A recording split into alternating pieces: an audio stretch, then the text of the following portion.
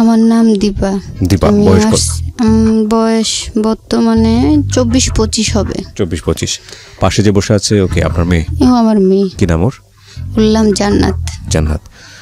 তো আমি যখন অনুষ্ঠান শুরু করি তার আগে আপনি বলছিলেন যে প্রায় 4-5 বছর ধরে আপনি আমাকে শোনেন রেডিওতে এবং শুনে আসছেন, এবং আপনি কিছুটা ভয়ও পাচ্ছিলেন যে এই গল্পটা আসলে এখানে প্রচার করার মতো কিনা। আমি এখন পর্যন্ত জানি না আপনার গল্পটা কি, একটু মন খুলে বলেন আমাকে, ছোটবেলা থেকে যেটা ঘটে গেছে আপনার জীবনে ধারাবাহিকভাবে শুনবো একটু।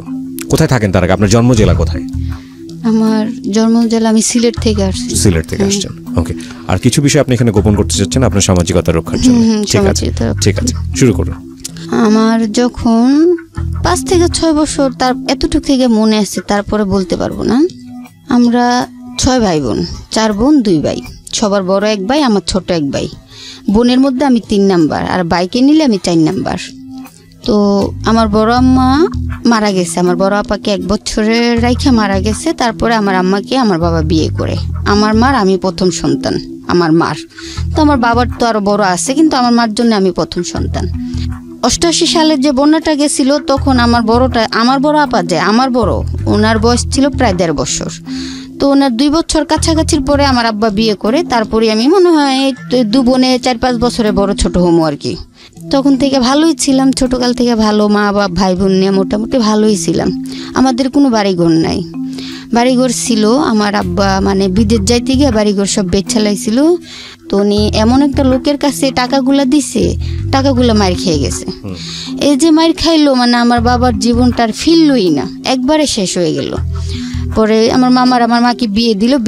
বিয়ের পরে আমার মাকে নিয়ে শহরে আইসা পড়ে। তা আমি তো তখন হই নাই, জন্মাই নাই। আমার বড় ভাই বোন, বড় 2 বোন আছে, ভাই আছে। তো বড় ভাই আব্বার সাথে শহরে এসে, আমার বাবা সবজির ব্যবসা করতো। তো আমার বড় ভাই আব্বার সাথে সবজির দোকানে আসা যাওয়া করতো। বড় আপা ঘরের কোনো কাজ কাম করতো না, লেখাপড়া করতো না, সারাদিন ঘুরতো আর খাইতো, ওটাই করতো আর কি। আর আমার বড়টা ছোট ছিল, ওটা 2-2.5 বছরে। তো বছরখানেক পরে মনে হয় আমি হওয়ার পরে তার কিছুদিন পরে, বছর 2 পরে আমি হলাম। তারপরে ভালোই ছিল আমাদের সংসার। তখন আমি কোনো অভাব অনটন বুঝি না, ভালোই ছিল।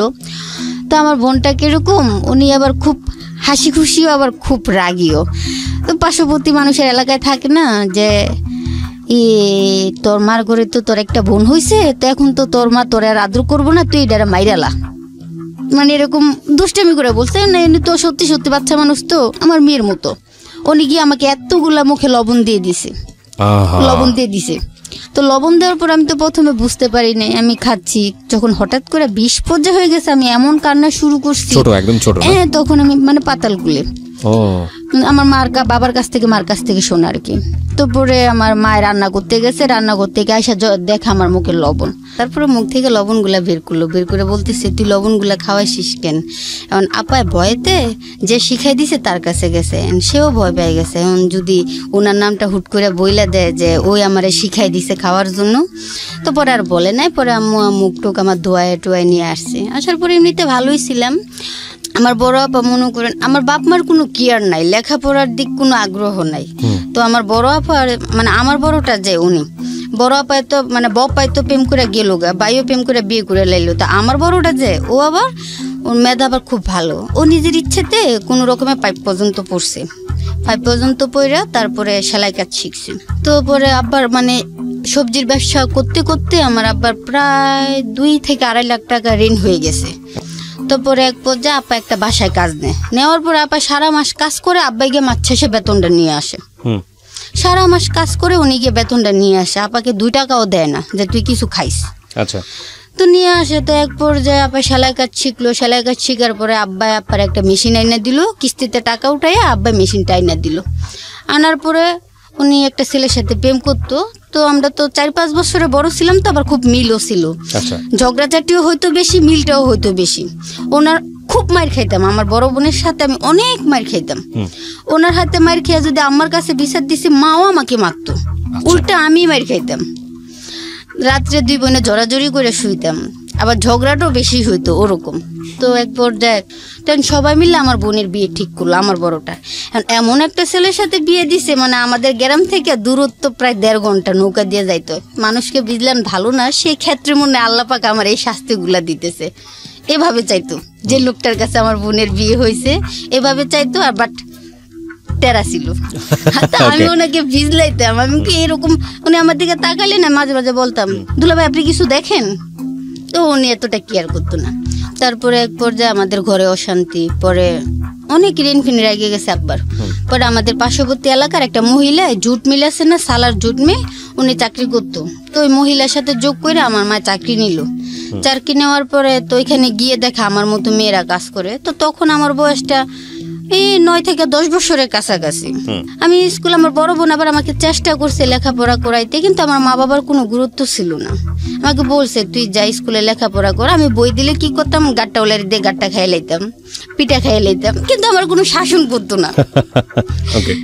কোনো শাসন করতো না। আর ছোটবেলা থেকে কি মানে বাইরে বাইরে রাখতে রাখতে মানে একটা দুরন্ত সাহস হয়ে গেছে, মানে কোনো গার্ড পাই নাই ওরকম। তো তারপরে চাকরি করি, ওখানে দিনের ডিউটি 8 ঘন্টা করে ডিউটি ছিল। দিনের ডিউটি করলে পাইতাম 500 টাকার মতো, রাতের ডিউটি করলে 600 টাকার কাছাকাছি পেতাম। তো হঠাৎ তখন একটু ভালোই বড় হয়েছি, পুরোপুরি না, 12-13 বয়স এরকমই, 11-12 হবে। তো পৃথিবীর সমাজটা তো এরকম, ছোট হইলে কি মন তো বাতাসেই বাইরে যায়। তো আমি একটা ছেলেকে পছন্দ করলাম, ও আমার দিকে আরে আরে তাকায়, আমিও তাকাই, আসি যাই। পরে এক পর্যায়ে ওর সাথে কথা বলি, কথা বলার পরে আমারও ভালো লাগে, ওরও ভালো লাগে। প্রায় একটা না আমরা 1.5 বছর শুধু কথাই বলি, অন্য কিছু না, 1.5 বছর কথাই বলি, আসতেছি যাইতেছি। আর আমি ছোটবেলা থেকে কি খুব স্মার্ট ছিলাম, পরিষ্কার পরিচ্ছন্নতা, স্মার্ট, এই জিনিসটা পছন্দ করতাম বেশি। খাসরামি আমার মধ্যে ছিল না। ও চাইতো আরে আরে, আমি ভাবতাম যে আমাকে ভালোবাসতো, কিন্তু ওর ভিতরে যে অন্য কিছু ছিল আমি বুঝি নাই। তো 2 বছর আমার সাথে ভালোই সম্পর্ক ছিল। আমি সপ্তাহে সপ্তাহে বেতন পাইয়া ওরে কিছু দিতাম, আমাদের ঘরে কিছু দিতাম, ওরে খরচ করার জন্য টাকা দিতাম, ওরে রূপার 2টা ব্রেসলেট বানাই দিলাম, ঈদে আমি পাঞ্জাবি দিয়ে জুতা, ও আমাকে কিছুই দেয় না। আচ্ছা, এক পর্যায়ে নোটিস করি আমাকে কিছুই দেয় না, খালি আমিই দিই। তো এখান থেকে বিয়ে দেওয়ার পর আমার বড় বোন আবার আয়সা পড়ছিল। আয়সা ও আবার নিজের মতো গিয়ে আরেকখানে বিয়ে করে নিছে, মানে আমার বড় যে 3টা ওরা সবাই যার যার মতো করে গিয়ে বিয়ে করে নিছে। তো ওর সাথে যখন আমি প্রেম করি, তো তখন আমি বললাম যে সবাই তো যার যার মতো গিয়ে বিয়ে করলো, সবাই তো মা বাবারে কষ্ট দিল, আমি আমার মতো বিয়ে বমু না। যদি ওর কাছে আমার মা বাবা বিয়ে না দেয় আমি বমু না, না দিলে না দিল, বিয়ে বমু না। তো পরে এক সময় ওর সাথে 2 বছরের শেষে প্রায় আমাকে একদিন বলে ঘুরতে যাবা। আমি বলি কোথায়? কয় আসো নৌকা দিয়ে ঘুরে আসি। আমি কই কোথায়? কয় আসো না, আমাদের ওইদিকে একটা গ্রাম আছে। পরে আমি দুপুরের পরে খাওয়া দাওয়া করে নতুন একটা ড্রেস বানাইছি, পরে গেছি। তো যাওয়ার পরে যেখানে যাওয়ার ছিল ওখানে গেছি, যাইয়া ঘুরে টুরে ঠান্ডা মান্ডা খাই আবার নৌকা দিয়ে আসতেছি। আসার পরে সন্ধ্যার কাছাকাছি নৌকাটা মাঝামাঝি মানে নদীর মাঝখানে এসে বন্ধ করে দিছে। আমি তখন বুঝতে পারি নৌকা কি শুধু আপনি আর উনি ছিলেন? আমি, ও আর ওর একটা ফ্রেন্ড, ওর ফ্রেন্ডরা বসে আছিল উপরে, আমি আর ও ছিলাম মানে নৌকার ভিতরে, ওর ফ্রেন্ডরা উপরে বসে আছিল ছাদের উপরে, আর মাঝি, 4 জন আমরা। ও যে প্ল্যান করে আইছিল যে আমার তো আমাদের সাধারণত কোনো বাড়ি ঘর নেই, আমার বড় ভাই বারাদার কোনো মস্তান ইয়ে নেই, মানে আমাদের তো এরকম কোনো ইয়ে নাই। তো ভাবছে যে আমাকে কিছু করলে মনে হয় কিছু হইব না, বা আমার কে কি করব এরকম। তো ভাবছে যে আরে এগুলার নিয়ে প্রেম করবো কি করতে, এগুলার নিয়ে 2-4 দিন ফুর্তি করে সাইরা দিম, ও মনে হয় এরকমটাই ভাবছে। তো পরে এক পর্যায়ে যখন মাঝখানে এসে নৌকাটা বন্ধ করে দিল, পরে আমি বললাম এটা কি করলা? কয় না, নৌকার তো ইঞ্জিনটা নষ্ট হয়ে গেছে, তাই ঠিক করতে হইব। তখন সন্ধ্যা সন্ধ্যা ভাব। তখন এক পর্যায়ে সন্ধ্যা গড়াই গেল, আজান দিয়ে গেল, নৌকা ঠিক না। তখন হঠাৎ করে দেখি অন্য পাশ থেকে একটা নৌকা আসতেছে। দেখতেছি আমি নৌকা আসতেছে, তো কোথাও যাইতে পারে, নদীর মধ্যে নৌকা তো স্বাভাবিকই থাকতে পারে। এক পর্যায়ে খেয়াল করলাম যে পুরো নৌকাটা আমাদের দিকে আসতেছে। তো আমার এক পর্যায়ে আমার ভিতরে খুব ভয় করলো। আমি যা আসলাম আমার মা আব্বা কি শুনতে পারলো, আমার ভিতরে এই কাজটা করলো যে আমি যা আসলাম আমার মা আব্বা কি শুনতে পারলো, ওর সাথে কি আমার সম্পর্কটা কি যাই না গেল, ওর সাথে যে আমার সম্পর্ক আমার বড় ভাবি আবার যাই না গেছিল। আচ্ছা, তো আমার বড় ভাবি জানার পরে আমার মাকে আব্বাকে বলছে যে দেখেন সবিনা রত্না মানে আমার বড় বোনগুলা, যে ওর 2 বোনগুলা যেভাবে বিয়ে হয়েছে ও কিন্তু ওইভাবে যাইব গা, আপনাদের যদি মান ইজ্জত বাঁচাইতে চান তাহলে আপনারা ওর আগে ভাগে বিয়ে দিয়ে দেন।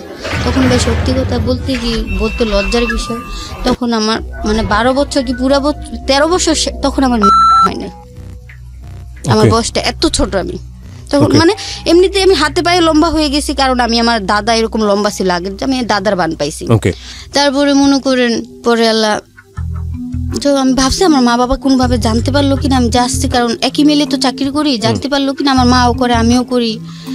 পরে দেখি না 7-8 জন ছেলে, আমার ভিতরে সাংঘাতিকভাবে একটা ভয় গেছে যে ছেলে আসবো কোথা থেকে। কিন্তু ও যে আসার আগে ওদেরকে বলেইছে আমার কল্পনার বাইরে ছিল। ও কখনো 2 বছর ওর সাথে যে আমি কথা বলছি, কখনো আমার এখানেও হাত দেয় নাই, গায়ে হাত দেয়নি, কখনো গায়ে হাত দেয় নাই। তাহলে আমি কিভাবে তাকে অবিশ্বাস করবো? তারপরে এক পর্যায়ে ওরা নৌকাতে উঠলো, উঠার পরে ওরে টানতে এক সাইডে নিল, আমার এক সাইডে নিল, নেওয়ার পরে ওরা বলতেছে ও যে ওদেরকে বইলাইছে আসার জন্য, মানে এখানে একটা সাজানো একটা নাটক যেটা আমাকে বুঝাই দইব, আমি সেটা জানতাম না। ওরা আমার এক পর্যায়ে গিয়ে বলে ও তোমার কি হয়? আমি তো ও আমার হয় না কিছু, বাট ওর সাথে আমি প্রেম করি। প্রেম করো, তোমার বাড়ি কোথায়? আমি কিরকম খানে, তোমার বাবা কি করে? এই কাজ করে। তুমি কি করো? লেখাপড়া করছো? আমি করি না। কি করো? চাকরি করি। ওরা বলতেছে ওর সাথে প্রেম করো, ও তো উল্টো কথা বলছে। আমি কি বলছে? যে ও তো বলছে তোমাকে ভাড়া আনছে। আমি ভাই ভাড়া কাকে বললাম তো ভাই জানি না, সত্যি তখন আমি জানতাম না ভাড়া যে কি। পরে আরেকটাই ভালোর মধ্যে খারাপ থাকে না, সবখানেই তো ভালোর মধ্যে খারাপ থাকে। আরেকটা পিছনে থেকে বলতেছে যে ভাড়া কি জানোস না, তোরা আজকে জানাই দিব না ভাড়া যে কাকে বলে। বিরতিতে যাব প্রিয় শ্রোতা, এখানে ছোট্ট একটা বিরতি নেব। আজকে মানসিকভাবে বয়ঃপ্রাপ্ত আমি বলবো যারা, কেবলমাত্র তাদের জন্য আজকের এই সিক্রেটস অনুষ্ঠানটি। কারণ ঘটনা যা ঘটেছে দীপার সঙ্গে, সেটা যদি শুধু ঘটনা হিসেবে না দেখে একটু ঘটনার ভেতরে গিয়ে একটা মেয়ের মানসিক শারীরিক পরিবর্তন এবং সামাজিকভাবে পারিবারিকভাবে কি পরিমাণ হ্যাসল তাকে পোহাচ্ছে, চ্যানেলের ঠিকানা সাবস্ক্রাইব করে নোটিফিকেশন অন রাখবেন। দীপা যেখানটায় ছিলাম, মানে ওর এই ভয়েসটা শোনার পর আমি এতটা ভয় পাইছি, মানে আমার কিছু বলার মতো না। পরে আল্লাহ ওর একটা থাপ্পড় মারছে আমারে দেখাই, আমি যার সাথে প্রেম করতাম, ওর একটা থাপ্পড় মারছে, পরে ওনার নৌকাতে নামাই নিয়ে গেল। মানে আপনার যাকে আপনি লাভ করতেন? হ্যাঁ, যাকে আমি লাভ করতাম আমারে রাইখা তারে নামাই নিয়ে গেল। তখন আমার ভিতরে একটা ডাউট হলো, আমি যদি ওকে ভালোবাসতাম তাহলে তো আমাকে শত টান দিল, আমি ওকে ছেড়ে যাইতে পারতাম না। ও কেন গেল? মানে আমার ভিতরে এটা একটা চিন্তা লাগতেছে। পরে এক পর্যায়ে এখন লোক এখানে কয়জন ছিল আমার সত্যি ভাবে আইডিয়া ভাবে আমার মনে নাই, অনেক বছর আগের কথা তো, আমার এখনো পুরোপুরি মনে হয় সম্ভবত এরকমই 7-8 জন এরকম হবে। ওই দিন রাত্রে আমাকে বাড়িতে আসতে দেয় নাই, পরে 4-5 জন লোক আমাকে ধর্ষণ করে। এক পর্যায়ে মানে এমন কষ্ট হয় আমার, আমি এটা কারোর সাথে শেয়ার করতে পারি না, কারণ এটা আমার নিজের সম্মানের ব্যাপার। আমি এই কথাটা কারো কাছে বলতে পারি না, যখন মনে হয় আমার অনেক কষ্ট লাগে। তারপরে ওরা আমাকে সারা রাত্রে ধর্ষণ করে। তখন তো আমি বললাম না আপনারে, আমার ওই জিনিসটাই ছিল না, তখন আমার অনুভূতি কি তাও আমি জানি না। তখন এক পর্যায়ে আমার সাদা ড্রেস পরানো ছিল, আমার ড্রেসটা রক্তে লাল হয়ে গেল। পরে আমি আর সহ্য না করে পেরে আমি গেছিলাম যে আমি নৌকা থেকে নদীতে ঝাঁপ দিব। যে ইজ্জত জিনিসটা তো বুঝতাম, এতটা ছোট না যে ইজ্জতটা আমি বুঝতাম না, যে আমার যখন শুরুতেই যখন আমার জীবনটা শেষ হয়ে গেল, থাক আমার আমি মানে সহ্য করতে পারতেছি না ওদের অত্যাচারগুলো। পরে আমি এক পর্যায়ে নৌকার সাইডে গেছি, আমি ঝাঁপ দিব। কি নদী ছিল এটা? মেঘনা নদী। মেঘনা নদীতে এই ঘটনাটা ঘটেছে? হ্যাঁ, মেঘনা নদীতে। পরে মানে আপনাকে যখন রাতের বেলা রেখে কাজটা করছে, আশেপাশে কোনো নৌকা ছিল না, আপনি চিৎকার দেন নাই? আমি অনেক চিৎকার দেওয়ার চেষ্টা করছি, কারণ যেই এলাকাটার ভিতরে নৌকাটা ছিল ওই এলাকাটা ওদের দাপটেই তখন ছিল। ওরা যদি বের হয়ে বলতো যেখানে কি হয়েছে তোমরা কেউ দেখবা না, ওইটাই ঠিক। আচ্ছা, এখানে ওদের মতো। তো তারপর এক পর্যায়ে আমি যখন নৌকার সাইডে গেছি ঝাঁপ দিব, তখন একটা আমার হাতে ধরে টাইনা বলতেছে, দেখ এখন যদি মেয়েটা ঝাঁপ দেয় তাহলে ওই মেয়েটা যে ওর সাথে আসছে, এটা অনেকেই বিকালবেলা দেখছে যে ওর সাথে নৌকা দিয়ে আসছে, মানে আমার প্রেমিকের কথা বলতেছে, ওর সাথে যে আসছে অনেকেই তো দেখছে। তখন এই মেয়েটার লাশটা যদি কোনোভাবে খুঁজে পায়, তখন তো প্রথমত ওর নামটা উঠাইব, ওর নামটা খুঁজালে তো ওরে ধরলে তো আমাদের নামটা বইলা দিব। তার থেকে বরং কি বাদ দিয়ে, এমনি অল্প বয়স মেয়ে যে বলছে যে মেয়ে ভাড়া বুঝেনি, আসলে মেয়ে কিন্তু কুমারী, মেয়ের কোনো কিছু হয় নাই। তো এখন যাই হয়েছে, মেয়ের একটা আর কিছু করার দরকার নেই, এখন রাত্র হয়ে গেছে তো একটা সেফ জায়গায় নিয়ে রাখি। তো এক পর্যায়ে আমাকে একটা বাসায় নিয়ে রাখলো। নৌকা থেকে যখন নামাইলো ভাই, সবাই বলতেছে যে এই মুখের সাথে মানে আমার প্রেমিকের নাম নিয়ে যে মুখের সাথে মুখ একটা মেয়ে ধরা ধরছে, অনেক কিছু বলতেছে। তো আমি আর মানে যারা আপনাকে এই কাজটা করেছে তারাই আবার এটা প্রচলিত করে দিছে। তো পরে আর আমি কিছু বলি, ওই যে আমার প্রেমিককে নিয়ে আসছে আমাকে দেখায় একটা থাপ্পড় দিয়ে ওরাই এসবের এটা প্রচলিত করে দিছে আমি ওইখানে থাকতেই। তো আমাকে যখন নিয়ে গেছে, নিয়ে গিয়ে আবার এমন একটা বাসায় রাখছে, আমার বড় আপাকে আবার সেই বাসার লোক চিনে, অথচ আমি জানি না বড় আপাকে চিনে। তারপরে ওইখানে আমি রাত্রে আমার ড্রেস চেঞ্জ করাইলো, আমাকে রাখার পরে সকালে আমাকে ওরা আয়সা বলতেছে যে বাড়িতে যাওয়ার পরে তুমি 2000 টাকা ম্যানেজ করে দিবা। কেন দিবে? ও তাহলে ওরা কাউকে কিছু বলবে না। আচ্ছা, ওই ভয়টা আমাকে দেখাইলো আর কি, যে তুমি কি চাও তোমার মা বাবার মানিজ্জত যাও, যদি মানিজ্জত না যাইতে চাও তাহলে তুমি 2 দিনের ভিতরে আমাকে 2000 টাকা ভাগ করে দিবা আমাদেরকে। তারপর আমি বলতেছি ভাইয়া দেখেন আমি তো চাকরি করি, আমি সপ্তাহে 500-600 টাকা বেতন পাইতাম, আমি তো 2000 টাকা আমি চোখে কখনো দেখি নাই। সে বলে এত কিছু জানি না, যদি তোমার মা বাবার মানিজ্জত বাঁচাইতে চাও তাহলে 2 দিনের ভিতরে দিবা। তাই আমি বলছি আমাকে হয়তো এমনি বলছে, পরে হয়তো না, আমাকে তাই এখন আগে বাসায় গিয়ে নিই। তো আমি ওই রাত্রে আমাকে কিছু ওষুধ আইনা দিলাম, আমি ওগুলো খাইয়া কিছুটা সুস্থ হলাম। পরে একটা রিক্সায় উঠলাম, করে আমি রিক্সা নিয়ে চইলা মানে এই দিক দিয়ে গিয়ে আমগো বাসার ওই মেন রাস্তা দিয়ে আইসা পড়তেছি। আইসা পড়ার পরে আমার এক পর্যায়ে মনে হইলো আমি তো চারকির ক্ষেত্রে ছাড়া আর কখনো রাত্রে বাইরে থাকি নাই, তো আজকে যে বাইরে যে কারণে যেভাবে হোক থাকা যত হয়েছে আমাকে তো প্রশ্ন করব। তা আমি এক পর্যায়ে আমার একটা বড় বোন মানে সম্পর্কে আর কি চেনা জানা, ওর বাড়িতে সব মাঝে মাঝে গিয়ে বসে টসে টিভি দেখতাম আর কি। তো রিক্সা থেকে নেমে আগে ওর বাসায় গেছি, গিয়ে বলতেছি সরু আপা আমি আমার চেহারা মুখ টুক ফুলে রয়েছে, মানে খুব অন্যরকম দেখা যাইতেছে আমার। তো আমি ওনারে বলতেছি, সারা কান্না করছি যে আমার মুখ টুক ফুলে রয়েছে। পরে আমি কই সরু আপা তোমারে যদি আমার মা বা আব্বা এসে কেউ জিজ্ঞাসা করে তুমি বলবা যে রাত্রে হে আমার কাছে ছিল, মানে আমার উদ্দেশ্য আমি এটা জানাবো না, তুমি এটা বললো কি হয়েছে, আমি তোমার আমি পরে কমু না, তুমি এটা বললো। আচ্ছা ঠিক আছে। তো পরে গেছি, যাওয়ার পরে আমার মা আমার বাবার কোনো ইয়েই নেই আমার প্রতি, আমি যে সারা রাত্র খোঁতাইছিলাম ওদের কোনো হেল নাই, কোনো দোল নাই। আমি তো একটা মেয়ে, শুধু ওদেরকে ভুল দিলে মানে ওদেরকে যদি দোষ করি তাহলে আমার কিছুটা ভুল হবে, দোষ সবটা মিলেই আছে, ওদের আমার মিলেই আছে, কারণ ওরা মা বাবা, ওদেরকে আমি একা দোষ দিব না। ওদের বড় ভুল ওরা আমাকে গার্ড দেয় নাই ছোট থেকে, ওরা আমাকে জানায় মানে জিজ্ঞাসাও করে নাই। তো আমি রিক্সা থেকে নাইমা চুপ করে বাসায় গেছি। খালি আমার মা বলছে কই আসিলি, আমি কই সৌর আপার ঘরে রাত্রে টিভি দেখতে দেখতে ঘুমাই গেছিলাম। কিন্তু আমার চেহারা, একটা মা তো সব বুঝতে পারে না, কিন্তু আমার চেহারা এরকম কেন, কি হয়েছে উনি আমার কিছুই বলে নাই, আমিও আর কিছু বলি নাই, কারণ ওরা এতটাই রেইনের চাপ ছিল মাথায়, তখন ছেলে মেয়েগুলো ওনাদের চোখে লাগতো না ওরকম। কিন্তু না, 2 দিন পরে ওরা সত্যি বাসায় লোক পাঠাইছে 2000 টাকা দিতে, খুঁজে আমার বাসাও বার করছে। তারপর আমার বাসায় এসে 2000 টাকা পরে আমি কই আমার পক্ষে তো এখন দেওয়া সম্ভব না, আপনারা আল্লাহ খোদার দেওয়া লাগে, আপনারা তো আমার সব কিছু শেষই করে দিছে, এখন অন্তত আমার মা বাবার কিছু আমার একটুকার শেষ করেন না, আপনারা যান, আমি দেখি ম্যানেজ করে আপনাদেরকে দিমু। ওই দিন কেন আমি দিলাম না, তাই মেম্বারের বাড়িতে আমার নামে বিচার ডাকছে, যে মানে আমার মতো মেয়ে এলাকায় থাকা যাইব না আর কি, এইটা নিয়ে বিচার জমাইছে।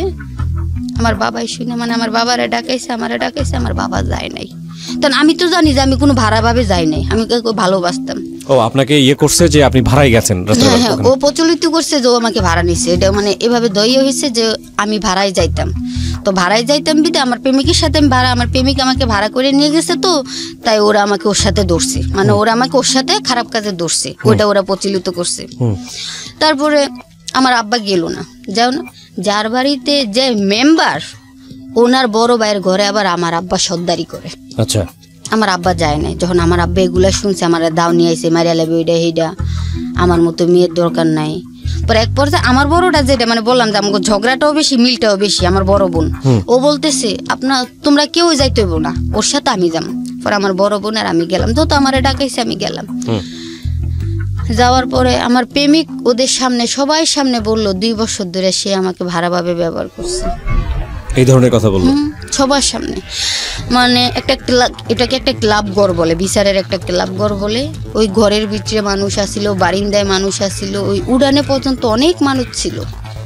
ও সবাই সামনে বলে ও 2 বছরে মানে আমার সাথে পরিচয় 2 বছর, আর ওর পরিচয়ের মাধ্যমটা হয়েছে আমার সাথে, আমি ওর সাথে খারাপ কাজ করতাম, মানে ও আমাকে যতবারই গেছি ও আমাকে ভাড়া নিছে, এরকমটা বলছে। তো তারপর তো আমি এটা শুনি না খুব হয়ে গেছি। পরে এই ছেলেদেরকে আমি কিছু বলি নাই। বলার পরে আমার আপাই বলতেছে তুই কি কিছু বলবি না? আমি তো আমার বলার মতো কিছু নাই আপা, সব হারাই ফেলাইছি। পরে আমি শুধু একটা কথাই বলছি, ওরে তো দেখো ভাড়া কি আমি তো জানতাম না, আর এগুলাকে আমি বুঝতাম না। আমি গরিব হতে পারি, লেখাপড়া করি না, ঠিক আছে, কিন্তু আমার এই ছোট্ট মনটারে নিয়ে তুমি এইভাবে ছিনিমিনি খেলাটা মনে হয় তোমার উচিত হয় না। তুমি আমাকে ভালো নাই বাঁচতে পারো, একজনকে একজনের পছন্দ নাই হইতে পারে, কিন্তু তাই বলে তুমি আমার জীবনটাকে এইভাবে শুরুতেই তছনছ করাটা দেওয়া মনে হয় তোমার উচিত হয় নাই। পরে নাম্বার আমার কয়, হেই মেয়ে, ও যদি ভাড়া না নিয়ে থাকে তাহলে ও কি মিথ্যে কথা বলছে? আমি দেখেন কাকা একটা কথা কই, ও মিথ্যে বলছে না সত্যি বলছে একমাত্র আমি জানি, আর আমার যে সৃষ্টিকর্তায় তৈরি করছে এই সৃষ্টিকর্তাই জানে। আপনাদেরকে আর বললাম না। আরেকটা কথা, ও যে আমাকে বললো আমি ভাড়া নিত, আমি এই এলাকায় থাকি, আমি ভাড়া কারেগো আমি আপনাকে বুঝাই দিব, আপনারা পারলে আমার একটা নম্বর ছিল। মানে রাগের ছোট ফোরা বিটা বইলে ফেলাইছি, বলাটা আমার উচিত হয়নি, কিন্তু আমি বলছি আমি এই এলাকায় থাকিয়া আমি বড় বড় নেতাদের সাথে আকাম কইরা আজকে যত আমি না কইরা আমার এই দুঃখের ভাগিটা হইলো, আমি এখন থেকে বড় বড় নেতাগুলোকে আমি আকাম করবো, আপনারা ফাললে আমার একটা নম্বা কই থেকে ছিলেন, আর ফাললে আমার বাপের একটা ফসল ক্ষতি করেন। এটা আপনার লোক মানে আমি নেম্বারের করলাম যে এটা আপনার লোক আমার বাড়ি। আর ওই ফুলাফাইন্ডিরও কইছি আমাকে 2000 টাকা চাইছিস না, এই 2000 টাকা মনে করে 2000 টাকা আমি তোদের কাছ থেকে কিভাবে যে উসুল করবো তোরা নিজেও জানিস না, কারণ তোরা সেদিন কিছুই পাস নাই, দুইটা মানুষ খালি কথা বলছিলাম, অথচ তোরা এটারে সাজাইলে কি অনেক কিছু। কিন্তু তোরা তো পুরুষ মানুষ, আমি তো একটা মেয়ে মানুষ। তারপরে আমি খুব সাধারণ দরিদ্র একটা ঘরের মেয়ে, আমার জীবনটা এভাবে নষ্ট করাটা তোমাদের উচিত হয় না। তো ওদেরকে আমি কিছু বলি না। আমার প্রেমিকের লাস্টে সবাই যখন লাস্টে একটা পর্যায়ে ওকে আমি শার্টের কালারও দৌড়ে কইলাম কি যে আমি মানুষ দেখছি, তোর মতো এত খারাপ মানুষ আমার জীবনে আমি দেখিনি। তুই আমাকে ভালো নাই বাসতে পারিস, একজনকে ভালোবাসলে যে বিয়ে করতে হবে এটার কোনো মানে নাই। তুই আমার জীবনটা এভাবে নষ্ট না করতি, শুরুতে তুই আমার জীবনটা শেষ করে দিলি।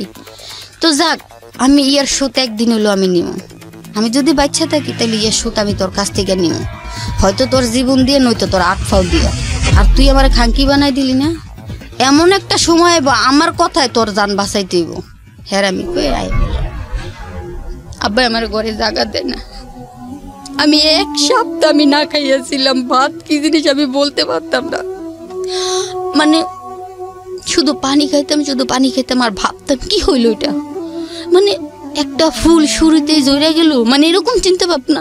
লেখাপড়া করি নাই তো কি হয়েছে, কত মেয়েরা লেখাপড়া করে নাই, স্বামী সংসার করতেছে না, লেখাপড়া করি নাই তো কি হয়েছে, সব ভাই বোনের তো দেখতে শুনতে আমি ভালো, লম্বা চূড়াই ভালো, তাই বলে কেউ আমার জীবনটা আমার মানতে পারতেছি না। 3 মাস আমি বাড়ি থেকে বেরোতে পারি নাই, বেরোলে মানুষের মানে পুরো এলাকা এটা প্রচলিত হয়ে গেছে যে মুখের মেয়ে মুখের ছেলের সাথে দৌড়াত পড়ছে। আবার ওর বাপের বাড়ি কিন্তু আমাদের এলাকায় না, ওর বাবার বাড়ি কিন্তু কুমিল্লায়। আমার যে প্রেমিক ওর বাবার বাড়ি কুমিল্লায়, ও মানে ওইখানে ওর নানা বাড়িতে থাকতো, ওইখানে ওর নানার বাড়ি। কুমিল্লা থেকে ওর বাবা মারা যাওয়ার পরে ওইখানে আইসা পড়ছে ওর মার সাথে, একটাই ছেলে ওর, ওই শুধু আর কেউ না। ওর মারও আমি পায়ে ধরছি যে দেখেন মা, আপনার যদি একটা মেয়ে থাকতো আপনি কি করতেন, আমি আপনার ছেলেকে ভালোবাসতাম, কিন্তু আমার জীবনটা এভাবে নষ্ট করে দেওয়াটা ঠিক হয় নাই। ওর মা আমাকে কি বলছে জানেন, কিছু দরকার নাই, আমি বিয়ে করামো তোমারে, তোমার বাবাকে বলবো আমার 5 লাখ টাকা নগদ দিতে, 2 ভরি স্বর্ণ দিতে। চিন্তা করলাম আমার বাবা 5 লাখ টাকা, আমার বাবাই তো কোনোদিন মনে হয় 2 লাখ টাকা একবারে দেখে না, 5 লাখ টাকা দিব কোথা থেকে। ঠিক আছে। তারপর আমি চিন্তা করলাম যে দেখেন আমাকে আপনার ছেলের বিয়ে করতে হইব না, কিন্তু একটা জিনিস জানিনা রাখেন, আপনিও যে আল্লাহ পাক সৃষ্টি করার নারী, আমিও সেই আল্লাহ পাকেরই সৃষ্টি করার নারী। আজকাল যে কাজটা আপনি আমার সাথে আপনার ছেলে করলো, দেখেন তো এই খেসারতটা আপনার ছেলের কিভাবে দিতে হয়। মানুষের মুখের অভিশাপ বড় না, মনের অভিশাপটা বড়। আমার জীবনটা এভাবে হয়তো এর খেসারতটা আমার সারাটা জীবন দিতে হইব। আমি ওর মারে বলতেছি, ওর সাথে তো আমার দুর্নামটা উঠছে, আর তো কিছু না, আপনি ওরে দিয়ে আমার বিয়েটা করাইলেন। আমি ওর মার পায়ে ধরছি, ওর মা রাজি হয় নাই, আমার বের করে দিছে। আমি আইসা করছি, আমার বাড়ি থেকে বের করে দিছে আমার বাবা, বেরিয়ে দিতাম তখন কিন্তু আমার বিয়ের সাথে। হ্যাঁ 3 মাস আমি বাড়ি থেকে বেরোতে পারলাম না, বললাম না 3 মাস বাড়ি থেকে বেরোতে পারি নাই। পরে 3 মাসের মধ্যে আমাদের এলাকার যে নেতা খেতা সবার কানে এটা প্রচলিত হয়ে গেছে আপনি ভাড়ায় যান? হ্যাঁ, বাড়াই যাই। আমাকে এমন ছেলেরা ধরছে, বাড়াই যাই, এটা প্রচলিত হয়ে গেছে। তারপরে এক পর্যায়ে এক নামে চিনতো, ওনার নামটা আমি নিতে চাই না, কারণ উনি এতটাই নিকৃষ্ট একটা লোক। উনি কখনো আমারে ভালোভাবে বাঁচতে দিয়েছেন। আমি ওনার কাছে আমার জীবনটা ভিক্ষে চাইছি, উনি দেয় নাই।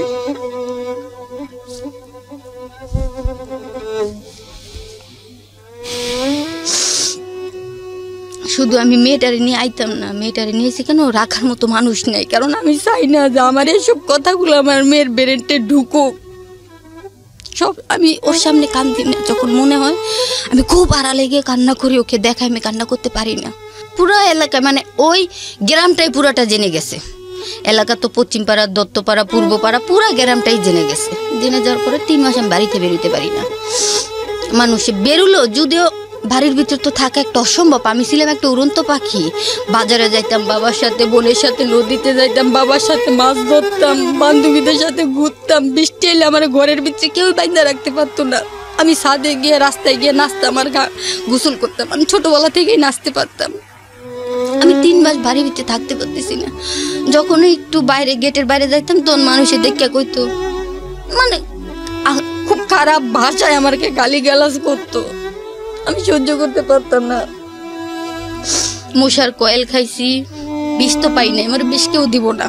মশার কয়েল খাইছি, হারপিক খাইছি, ডেটল খাইছি, হিস্টারজিন ট্যাবলেট আছিল ওই যে ঠান্ডার জন্য খাইছি, হিস্টারজিন, ওইগুলাই না পর্যন্ত খাইছি, মরতে পারি নাই।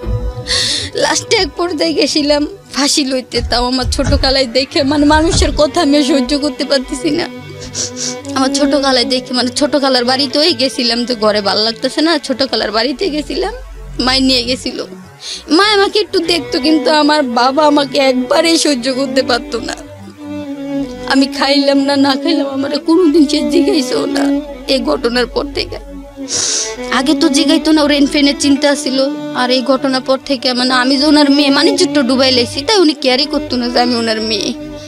আর কথায় কথায় উনি আমাকে অনেক কিছু এমনও বলতো, কর মানে তোর খারাপ করার ইচ্ছা থাকলে তুই আমার এনতে বাড়িয়া গিয়ে কর। আপনার বাবা বলতো? আমার বাবা বলতো, তোর যদি কিরি করার ইচ্ছা থাকে তুই আমার এনতে গিয়ে বেরিয়ে কর। তারপরে আমার খালাই খেলার পর আমার খালাই কয়, তোর কি মরার জায়গার কোনো পাইছিলি না? মানে মরতে গেল আমার জ্বালা, করতে কি মরণের জায়গার পাইছিলি না? শেষমেশ বাপ মারে মারে গো না, আমার মারতে আইছিস, তুই তো মরবি লগ আঙ্গুরও ফাঁসাবি। কেন না মরা কোনো দেশে, ফারাক দেশে গিয়ে মরা যাক গেম, যাতে মানুষে কয় যে এটা কোনো বেওয়ারিশ রাস। মানে আমার জীবনটা তখন থেকে বেওয়ারিশ হয়ে গেছে গা। ছোট একটা বিরতিতে যাব প্রিয় শ্রোতা। তার আগে আপনাদেরকে আরো একবার বলছি, আপনারা শুনছেন সিক্রেটস ঢাকা FM 90.4-এ, এবং দীপা রয়েছে আজকে তার জীবনের ভয়াবহতম সত্যগুলো নিয়ে, যেটাকে অপরাধ বলবো কি বলবো না আমি ঠিক জানি না। সামনের দিকে যখন যাব তখন হয়তো আপনারা ইভ্যালুয়েট করতে পারবেন। তবে এটা ঠিক, সিক্রেটস মানেই যে অপরাধ হতে হবে বিষয়টা কিন্তু এরকম না। যেটা আমার আগের অনুষ্ঠান, আগের রেডিওতে হয়তো আপনারা জানতেন যে ওই অনুষ্ঠানটিতে আমরা শুধুমাত্র অপরাধীদেরকে কনফেস করতে আনতাম, কিন্তু এই অনুষ্ঠানটিতে সিক্রেটস, অপরাধ এবং অন্যান্য যে সিক্রেটসগুলো আছে, যেগুলো কখনো কখনো একজন মানুষকে অপরাধী করে না, কিন্তু আপনার কাছে আবার ফিরছি। তারপর কি হলো? পরে আমি আইসা পড়লাম খালার বাড়িতে, আইসা বসে রয়েছি। তার মাধ্যমে আমাদের এলাকার যে বড় ভাই, উনি তখন সবার উপরে ওনার কথায় সব কিছু চলে। উনি আমার বাড়িতে খবর পাঠাইছিল 1বার 2বার, আমি ইগনোর করি। আমি যেটা ছিল এটা আমি চাইছিলাম কি, যে যেটা ওই রাত্রটা আমার জীবনে আমি একটা অ্যাক্সিডেন্ট মনে করি, আমি দেখি আমার জীবনটা গুছাইতে পারি কিনা। সবার জীবনে তো কোনো না কষ্ট থাকে, আবার তার পাশাপাশি তো সুখও থাকে, দেখি আমার এটা আমি ক্লোজ করতে পারি কিনা। আমাকে দিল না। আমার বাড়িতে খবর পাঠায়, যেমন ওর সামসাগুলারে দিয়া লোক পাঠায়, ফোন পাঠায় বলে, এই তুই আমার কাছে কি আসবি, তোর আমি এত টাকা দিব, তোর আমি দেখেন যেটা ছিল সেটা আমার জীবনে একটা অ্যাক্সিডেন্ট, এখন আমার জীবনটা বাঁচতে দেন। কয় তাইলে এই এলাকাতে তোর বাপ মারে তোর বাইরে বার করতে হইব। তাও আমি ইগনোর করতাম, কই তোর ওর কথা কে শুনে এড়াই যায়। তখন আমাদের এলাকার ভিতরে কে নেতা কে কি আমি জানতাম না। 12-13 বছর বয়স। হ্যাঁ, তখন আমার 12-13 বছর বয়স। তখন আমি জানতাম না যে আমার এলাকার ভিতরে কে নেতা, কে কি, কে মুস্তান, কে কি, আমি কিছুই জানতাম না। ওই ফার্স্ট এই ঘটনার পর থেকে আমার চেনা শুরু। তারপরে আমি ইগনোর করলাম। আমার 7টা বিয়ে ঠিক করছে আমার বাবা, যে কোনো লোকের সাথে ওকে আমার দৌড়ে বিয়ে দিয়ে দিব।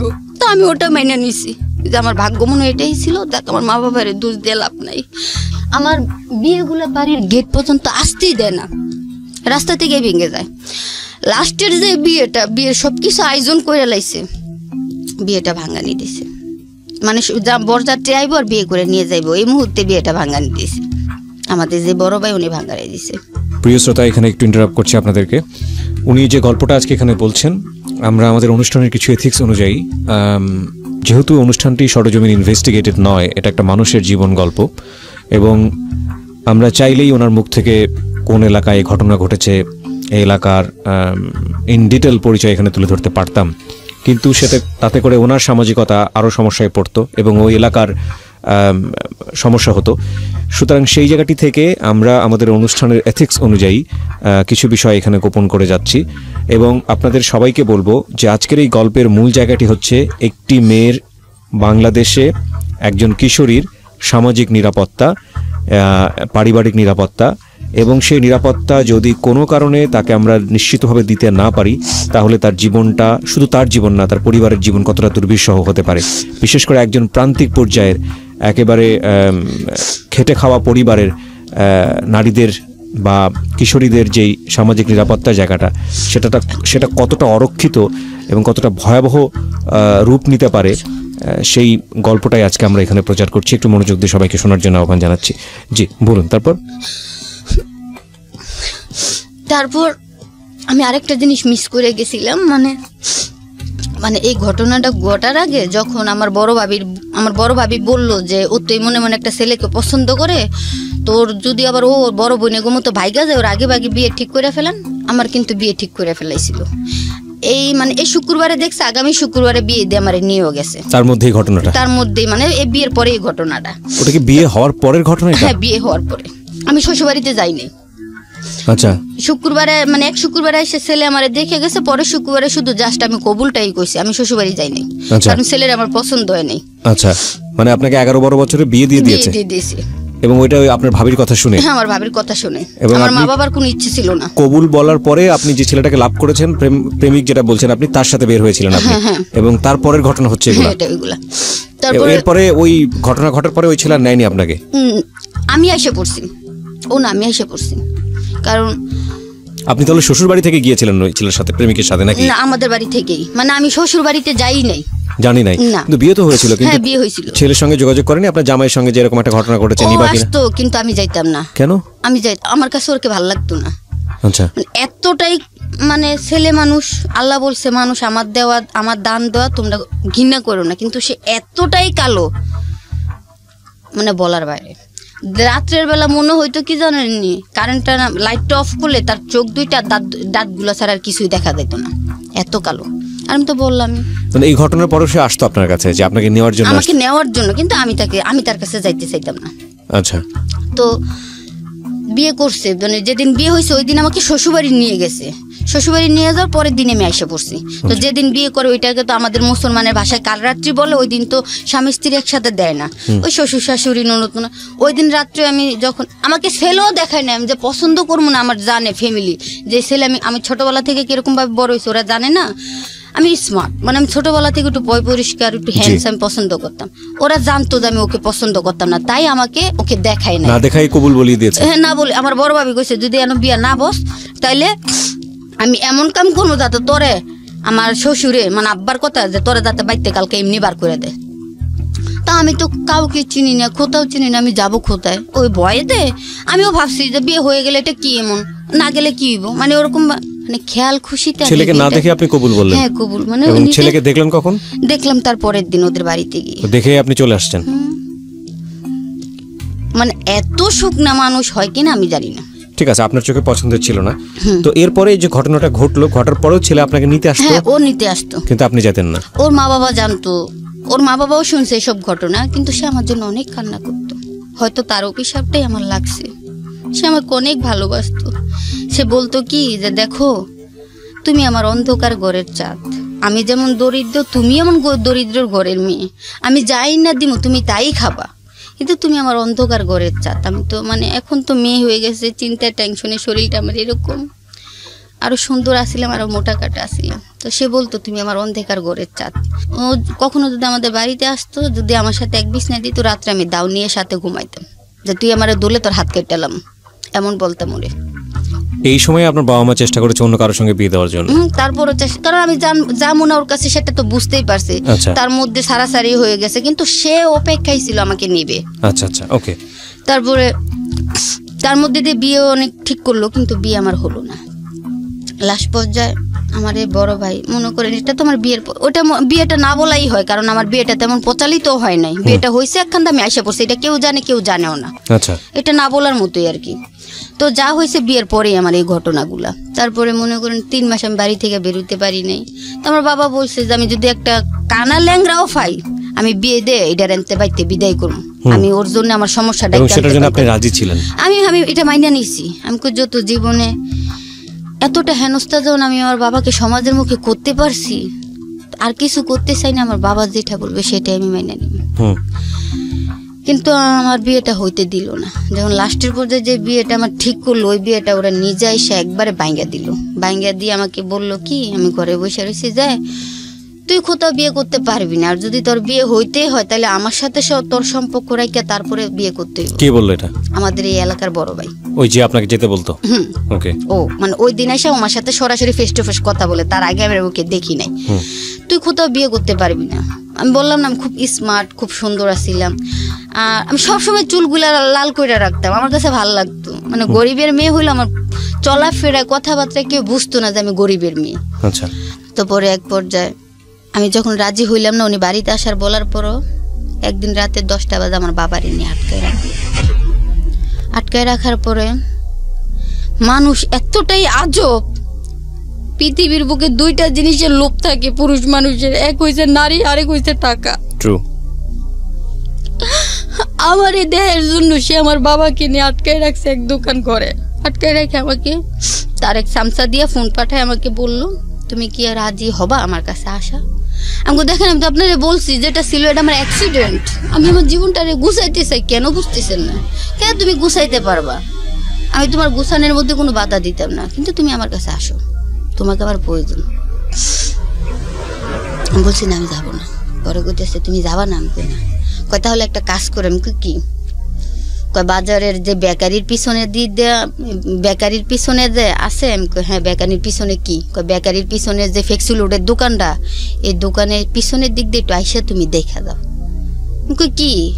কয় তুমি আইসা দেখেই যাও। ওর ফোনটা কাইটা দিছে।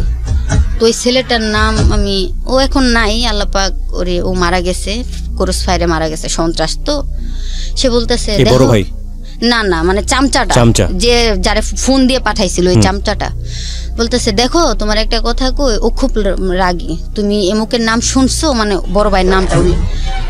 নাম তো আমি এমনিতে মানুষের লোক মুখে শুনছি, কোনো তো আমি দেখি নাই। উনি সেই লোক। সে দিনের বেলা যে মেয়ে কোনার পছন্দ হইতো, দিনের বেলা হইলো মেয়ের ঘর থেকে নিয়ে এসে পড়তো। মেয়ে স্বামী বাইরে থাকতো, ওই ঘরে গিয়ে মেয়েদের সাথে ঘুমাইতো, কেউ কিছু বলতে পারতো না। ওনার এতটাই ডাপত ছিল। তো পরে আমি গেলাম, গিয়ে দেখি আমার বাবাই তো মানে আমার বাবা কিভাবে বসায় রাখছে, মানে কোনো দিয়ে বাইন্দা টাইন্দা রাখে নাই, সাধারণত ভাবে বসায় রাখে চাটা খাওয়াইতেছে। এখন মানে আমাকে দেখাইতেছেন তুমি যদি মানা করো তাইলে আমরা যে কোনো স্টেপ নিব। ওই জন্য আমাকে ডাক্তার নিয়েছে। মানে তোমার বাপরে এখানে রাখছি, মানা করলে তারপর স্টেপ নিব, রাখ পর্যন্ত না। হ্যাঁ ওইটাই আর কি। ওকে। তারপরে যখন আমি দেখি আমার বাবা খুব ভালোভাবে বসে রয়েছে, ওরা কিছু করতেছে না, আমার বাবারে চাটা খাওয়াইতেছে।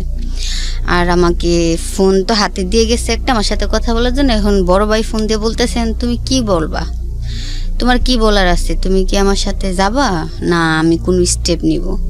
তা আমি তো ছোটকাল থেকে মানে শুনতেছি, যখন তো চোখে তো দেখি না, কিন্তু মানুষের কাছ থেকে তো ওদের নামে অনেক কিছুই শুনলাম। পরে আমি চিন্তা করলাম যে আমার তো এমনিতে লাইফ শেষ, আমার ছোট ছোট 2টা ভাই বোন আছে, আমার মা আছে, এখন আমার জন্য আমার বাবার জীবন নিয়ে টান দিব, তখন আমার মা খুঁতে যাইব। যা আমার জীবন গেছে আমার জীবনে যাক, আমার বাবার এই বৃদ্ধ বয়সে কিছু হওয়ার দরকার নাই। তারপরে এক পর্যায়ে আমি বলছি হ্যাঁ আমি আপনার সত্ত্বে আমি রাজি হতে পারি, আমার বাবা এবং আমার ফ্যামিলি কোনো দিন বা কোনো ক্ষেত্রে যাতে আমার ফ্যামিলির বা আমার বাবাকে কেউই যাতে কোনোভাবে হেনস্থা বা কোনো অপমান যাতে না করতে পারে, যদি আপনি ওই গ্যারান্টি দিতে পারেন তাহলে আমি আপনার সাথে মিলতে পারি, আপনি যতদিন বলবেন। ঠিক আছে আচ্ছা তাইলে আমি সেই গ্যারান্টি তোমাকে দিব। পরে আমি গেলাম, যাওয়ার পরও আমি মানে যাওয়ার কথা বলছি, ও আমার বাবারে ছেড়ে দিছে সাথে সাথে ছেড়ে দিছে। তখন এখন তো বাধ্যতামূলক আমার যাইতেই হবে, কারণ তারা খারাপ লোক। এবং তার এক পাশে আমার চাবাডিও দেখাইছে, আমি নিজের চোখে চাবাডি, ওই দিন ফার্স্ট আমার বয়সে আমি চাবাডি দেখাইছি। তো পরে আল্লাহ আমি বলার পরে আমার ছেড়ে দিল। ছেড়ে দেওয়ার পরে আব্বা আজও জানে না যে ওই দিন ওরা কেন ওইখানে আব্বাকে নিয়ে গেল ওই অফিস রুমে, আর কেনই বা চা খাওয়াইলো আব্বা আজও জানে না। আব্বা জানে যে আমাকে নিয়ে গেছে, আবার একটু পরে আমাকে আইসা বাড়িতেও দিয়ে গেছে। আচ্ছা, আব্বা জানে না যে আমার জন্যে। তারপরে আমি এটা বলার পর আমি তো বললাম আমার ফ্যামিলি থেকে কোনো ঘাট নাই, তেমন কোনো ঘাট দিত না। তারপর আব্বা এটা বলার পরে আমি ওনার সাথে চলে গেলাম। যাওয়ার পরে ওনার আরও 2টা বন্ধু, আমরা সারা রাত্র নৌকা দিয়ে ঘুরছি। ওই আমার জীবনে ফার্স্ট মনে করেন ইচ্ছাকৃতভাবে কিছু করা। এটা ইচ্ছাকৃত বলে না, এটা অনিচ্ছাকৃত, আপনাকে এক ধরনের বাধ্য করেছে বলবো আমি। এখন আমি এটা কি বলবো, এটাকে আমি ব্ল্যাকমেইল বলবো না আমি নিজে ইচ্ছাকৃতভাবে বলবো, এটা আমি বুঝতে পারি না। ব্ল্যাকমেইল এবং খুব লম্বা সময় ধরে ব্ল্যাকমেইল। তারপরে মনে করেন 3 মাস ধরে আমাকে ব্ল্যাকমেইলটা করা। তারপরে এই নৌকাতে নিয়ে মানে ফোনের মাধ্যমে, রাইট, ফোনে আপনাকে যেভাবে ব্ল্যাকমেইল করে 3 মাস ধরে এটা আপনাকে ট্র্যাপে ফেলে তারপরে রাজি করিয়েছে। তারপর আমাকে রাজি করানো হয়েছে ওইটা। তারপর ওই ফার্স্ট আমি ওই দিন এই ফেন্সিডিল কাকে বলে আমি চোখে দেখলাম। আচ্ছা, বেয়ার কাকে বলে আমি চোখে দেখলাম। ওই দিন আমাকে ফার্স্ট ফেন্সিডিল খাওয়াইলো, বেয়ার খাওয়াইলো। খাওয়ানোর পর আমি কিছুটা বেঠাল হয়ে গেছি।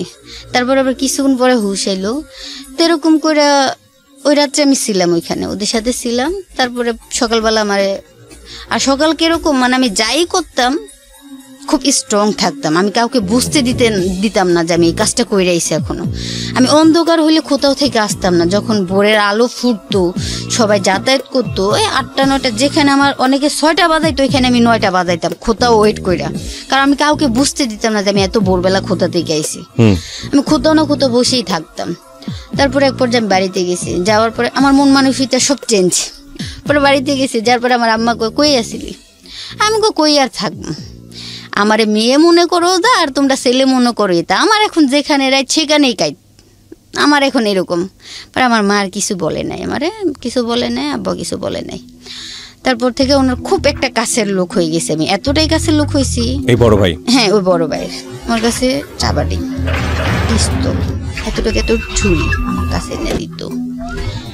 এবং আমি চোখে দেখতাম, মানে উনি তো আমাদের এলাকার একবারে সবার বড়, উনি যা বলতো তাই। উনি এমনকি পুলিশ আইলে ওনার কাছে খবর আইতো, আমরা সেভ করতাম। আমার মারা অনেক সময়, আমার মারা তো আর আমার বিষয়টা জানতো না, ওনার সাথে আমার সম্পর্ক ছিল জানতো না। তো কোনো ক্ষেত্রে আমাদের বাড়ির ভিতরে ঢুকলে তো ওনাকে সাহায্য করতে হইতো, আর যদি ওনাকে ইচ্ছাকৃতভাবে ধরায় দেয় তাইলে মনে করেন তার পরের দিন অবস্থা খারাপ হয়ে যাবে। তারপরে পিস্তল, চাবাটি এগুলো আমার কাছে দিত। আমি কি করতাম, মাটির ঘর ছিল তো, মাটির নিচে এতটুকু জায়গা এতটুকু ওচা করে খোদল করে আমাকে দিত, আমি রাখতাম। আপনাদের বাড়িতে রাখতেন? হ্যাঁ আমি রাখতাম সেবে। ওই মাটির তলে খোদল করে তার নিচে প্লাস্টিকের কাগজগুলা বিছাইয়া তারপরে মাটির নিচে একটা একটা করে রাখতাম। তারপরে আবার এখানে ওই যে কাঠের টুকরো আছে না, কাঠের টুকরো দিয়ে মানে দরজার মতো মুখ বানাই দিয়ে তার উপরে আবার মাটি দিয়ে সুন্দর করে লেপ দিয়ে রাখতাম। এটা কি আপনার বাড়ির কেউ জানতো নাকি? কেউই জানতো না, শুধু আমি একা। যেখানে আমরা ছিলাম দীপা, তারপর ও দিত, আমি আনতাম, কিন্তু আমি যে খুঁতায় রাখতাম তারা ওটা কেউই জানতো না, ওরাও জানতো না আমি যে খুঁতায় রাখতাম। আমাকে দিত, আমি এনে রাখতাম, আবার আমাকে বলতো, আমি দিয়ে দিতাম। আমি এগুলো রাখতে চাইতাম না, মানে আমি ইচ্ছাকৃতভাবে চাইতাম না, বাট এটা আমার জোরের ক্ষেত্রে আমাকে রাখতে হইতো আর কি। তো এক পর্যায়ে আমার উনি টাকা দিত, অনেক টাকা দিত, মাঝে মাঝে ড্রেস কিনা দিত, আমাকে টাকা দিত, তোমার কি লাগবে তুমি কিনো। আমাকে এক পর্যায়ে একটা ফোন দিল, ফোনে কথা বলতাম। আচ্ছা। তারপরে একদিন মনে করেন কোনোভাবে ওর বউ জানা গেছে যে আমার সাথে ওর সম্পর্ক। ওর বউ জেনেছে? ওর বউ। তো আমাদের বাড়িতে তো মনে করেন মোটামুটি ভালোভাবে আমার একটু খুব ইয়ে হয়ে গেছে, আমাকে কেউ কিছু বলতে পারে না, টাকা টাকাও আমি ঘরে দেই। আমি আব্বার একটা কথা বলছি যে আপনি যখন আমাকে ছোটবেলা থেকে কোনো কেয়ার করেন নাই, আর এখন আমি আশা করি আপনারা আমাকে কেয়ার করবেন না, আমার জীবনটাকে আমার মতো কাটাইতে দেন। আমার বাবার এটা বলে। তো আমি ঘরে টাকা পয়সা দিতাম, মার জন্য ওইটা আনতাম, বোনের জন্য ওইটা আনতাম, আমার জন্য, মানে আমি এখন পুরাই একটা মানে পুরোপুরি আমি খারাপ হয়ে গেছি। খারাপ হয়ে গেছি বলতে আপনি একটা ড্যাম কেয়ার লাইফ যেটাকে বলে, কাউকে কেয়ার করেন না, ইচ্ছামতো চলেন। ইচ্ছামতো আমি চলি, কাউকে কোনো কেয়ার করতাম না। হ্যাঁ আমার একটা জিনিস, আমি অন্যায় করছি, আপনি আমাকে বলবেন, আমি মাথা নোয়া রাখবো, আমি ওখানে আর আপনাকে কিছু বলবো না। আপনি এই কাজগুলো শুধু বড় ভাইয়ের সাথেই করতেন ওই সময় নাকি সবার সাথেই করতেন? না না, ওই সময় শুধু বড় ভাইয়ের সাথে। ওর কাছে যখনই যাইতাম তখন আমি ফেন্সি ডেলার মদ খাইতাম, বিয়ার খাইতাম, যখনই যাইতাম তখনই খাইতাম। মানে এক পর্যায়ে এটা আমার এক ধরনের একটা নেশাই হয়ে গেল। যখনই যাইতাম তখনই খাইতাম। তো এক পর্যায়ে এটা ওর বউ জেনে গেছে। জেনে যাওয়ার পরে ওর বউ আমার বাড়িতে এসে আইসা আমার হাত থেকে ফোনটা নিয়ে বলে ফোনটা দে তো আমার কাছে। ফোনটা দিলাম। ওর বউ আবার ওইখানে স্থানীয়, আমরা তো স্থায়ীয়, ওর বউ স্থানীয়। ওর বউ আমার হাত থেকে ফোনটা নিল, নিয়ে দেখো স্বামীর নাম্বার তো সম্পর্ক যত আছে নাম্বার তো থাকবেই। নাম্বার পাইছে, পাই আমার ফোনটা ভেঙে ফেলাইল, ভেঙে আমার একটা থাপ্পড় দিল। তো আমি এতটাই তখন ট্যালেন্ট হয়ে গেছি, মানে ও যে বড় ভাই ওকে আমি কেয়ার করতাম না। পরে ও চলে যাওয়ার পরে ওকে আমি ফোন দিলাম। ফোন দিয়ে বলতেছি তুই এলাকার বড় ভাই, তুই আমার কাছে দৌড়া। নগদ আমি ওটা বলছি, তুই এলাকার বড় ভাই কিন্তু তুই আমার কাছে দৌড়া। আমি একটা মেয়ে হয়েও তুই আমার কাছে দিনে 80 বার আসিস, কেন আসিস? তোর লাভই তুই আসিস। তোর বউ আমার কি লেগে মারবো? আমি তুই তাঙ্কার ব্যবহার করতেছি। তোর বউ তো এই বিচার যদি না পাই তাহলে কিন্তু তুই আর আমার কাছে আসবি না। তো আমি তোরে মানে রাগের মাথায় বলে দিছি। ও তো সত্যি সত্যি বাড়ি থেকে ওর বউরে মারধর করছে। তা আমি ভাবতাম কি এক পর্যায়ে সে মনে হয় শুধু আমাকে, আবার তার বউকে মনে হয় সে মানে প্রথমত তার বউ, বা তারপরে হয়তো আমগো দুইজনের সাথে এই ধরনের সম্পর্ক, আর কারোর সাথে নাই। এক পর্যায়ে দেখি কি প্রায় বছর কাছাইছে না, বছর কাছাকাছি, মানে 8 মাস 7 মাস চলে এরকম। একদিন তার এক বন্ধু আইছে বিদেশ থেকে। সেও আরেক বড় ভাইয়ের ছোট ভাই। সেও এরকম সন্ত্রাসী ছিল, ক্রস ফায়ার অর্ডার ছিল। সে পলাইয়া বিদেশ গেছিল, এখন ওখান থেকে আবার আইছে। তার কাছে আমাকে নিয়ে যাবে। তো ওর বন্ধুটা আসলো। আসার পর আমাকে ফোন দিয়ে বলতেছে তুমি কোথায়? বাসায়। ভালো একটা ড্রেস পরে খুব সেজে গুজে আসবা। আর আমি কি তখন এতটাই সুন্দর ছিলাম, আমার সাজা লাগতো না। চোখে একটু কাজল, মাথাটা আশ্রাইলে আর একটু হালকা সুনো দিনে চলতো, মানে এতটা সুন্দর লাগতো। সবাই বলতো আমার বাবার নাম নিয়ে যে এই মুখের ঘরে একটা মেয়ে দিছে, যেমন লম্বা চূড়া এরকম সুন্দর। তারপর মনে করেন আমাকে বললাম, ভাবছি এমনি। আর এই এলাকার লোকেরা কি বলতো আমার বাবার নাম দিয়ে যে এমুকের ঘরে একটা মেয়ে হয়েছে, খুব সুন্দর। আমার 4টা বোনের মধ্যে আমি সুন্দর, লম্বা চূড়া সব দিকে দা। কেন ওই কথাটা বলছে প্রিয় শ্রোতা, আপনারা যদি ইউটিউবে আমাদের চ্যানেলটিতে আসেন তাহলে বুঝতে পারবেন। আমি সবাইকে রিকোয়েস্ট করবো আমাদের চ্যানেলটি সাবস্ক্রাইব করবার জন্য। আমাদের চ্যানেলটির ঠিকানা হচ্ছে www.youtube.com/DFM904, ঢাকা FM 90.4 নামে আছে। অবশ্যই চ্যানেলটি সাবস্ক্রাইব করতে ভুলবেন না, এবং সাবস্ক্রাইব করবার পরে ডান পাশে যে বেল বাটনটি আছে এটাকে বলা হয় নোটিফিকেশন বাটন, এটা অন রাখবেন। তাহলে আমরা যে কোনো অনুষ্ঠান আপলোড করার সঙ্গে সঙ্গে আপনি আপনার মোবাইলে সেটা জানতে পারবেন। জি বলুন। তারপর আপনাকে অফার করলো বা বলেছে এরকম? আমি নতুন ড্রেস পরে গেলাম। আমি ভাবছি এমনিতে হয়তো বন্ধু বান্ধব পাইছে পার্টি দিব, তো বন্ধু বান্ধব আসলেও কেউ আমাকে কারো কাছে দেয় না। কোথায় নিত? কোনো আলাদা কোনো বাড়িতে নিত নাকি শুধু নৌকার মধ্যে? নৌকার মধ্যে নিত মাঝে মাঝে, আবার মাঝে মাঝে কোনো বন্ধু বান্ধবের বাড়িতে বউটো না থাকলেও নিয়ে যেত। মানে আমাদের এই এলাকার ভিতরে আমাদের মানে এমন টাইমে নিত কেউই দেখতো না, আবার এমন টাইমে আমি আসতাম কেউই দেখতো না। আয়না দিয়েও যাইতো, আয়না নিয়েও যাইতো। তারপরে আমি গেলাম, যাওয়ার পরে মটট একসাথে সবাই মিলে আমরা খাওয়া দাওয়া করলাম, বিরিয়ানি টিরিয়ানি আনালো, খাইলাম। পরে এক পর্যায়ে আমার কইতেছে যাও তুমি, ওর বন্ধুর নাম নিয়ে বলতেছে যে ওর সাথে একটু ওই ঘর থেকে আসো। পরে আমি কী জন্যে? আমি তোমার সাথে আমার সম্পর্ক, আমি ওর সাথে ওই ঘরে যাবো কী জন্যে? পরে আমার একটা থাপ্পড় মারলো যে তগমতো রাস্তার মেয়েদের কোনো পার্সোনাল কোনো সম্পর্ক থাকে না। 1 বছর পরে? 1 বছরের মাথায়। তখন আমি বললাম যে ঠিক আছে, আমার ওদের মতো রাস্তার মেয়েদের এটাই মনে হয় সত্যি যে কোনো সম্পর্ক পার্সোনাল কোনো থাকে না।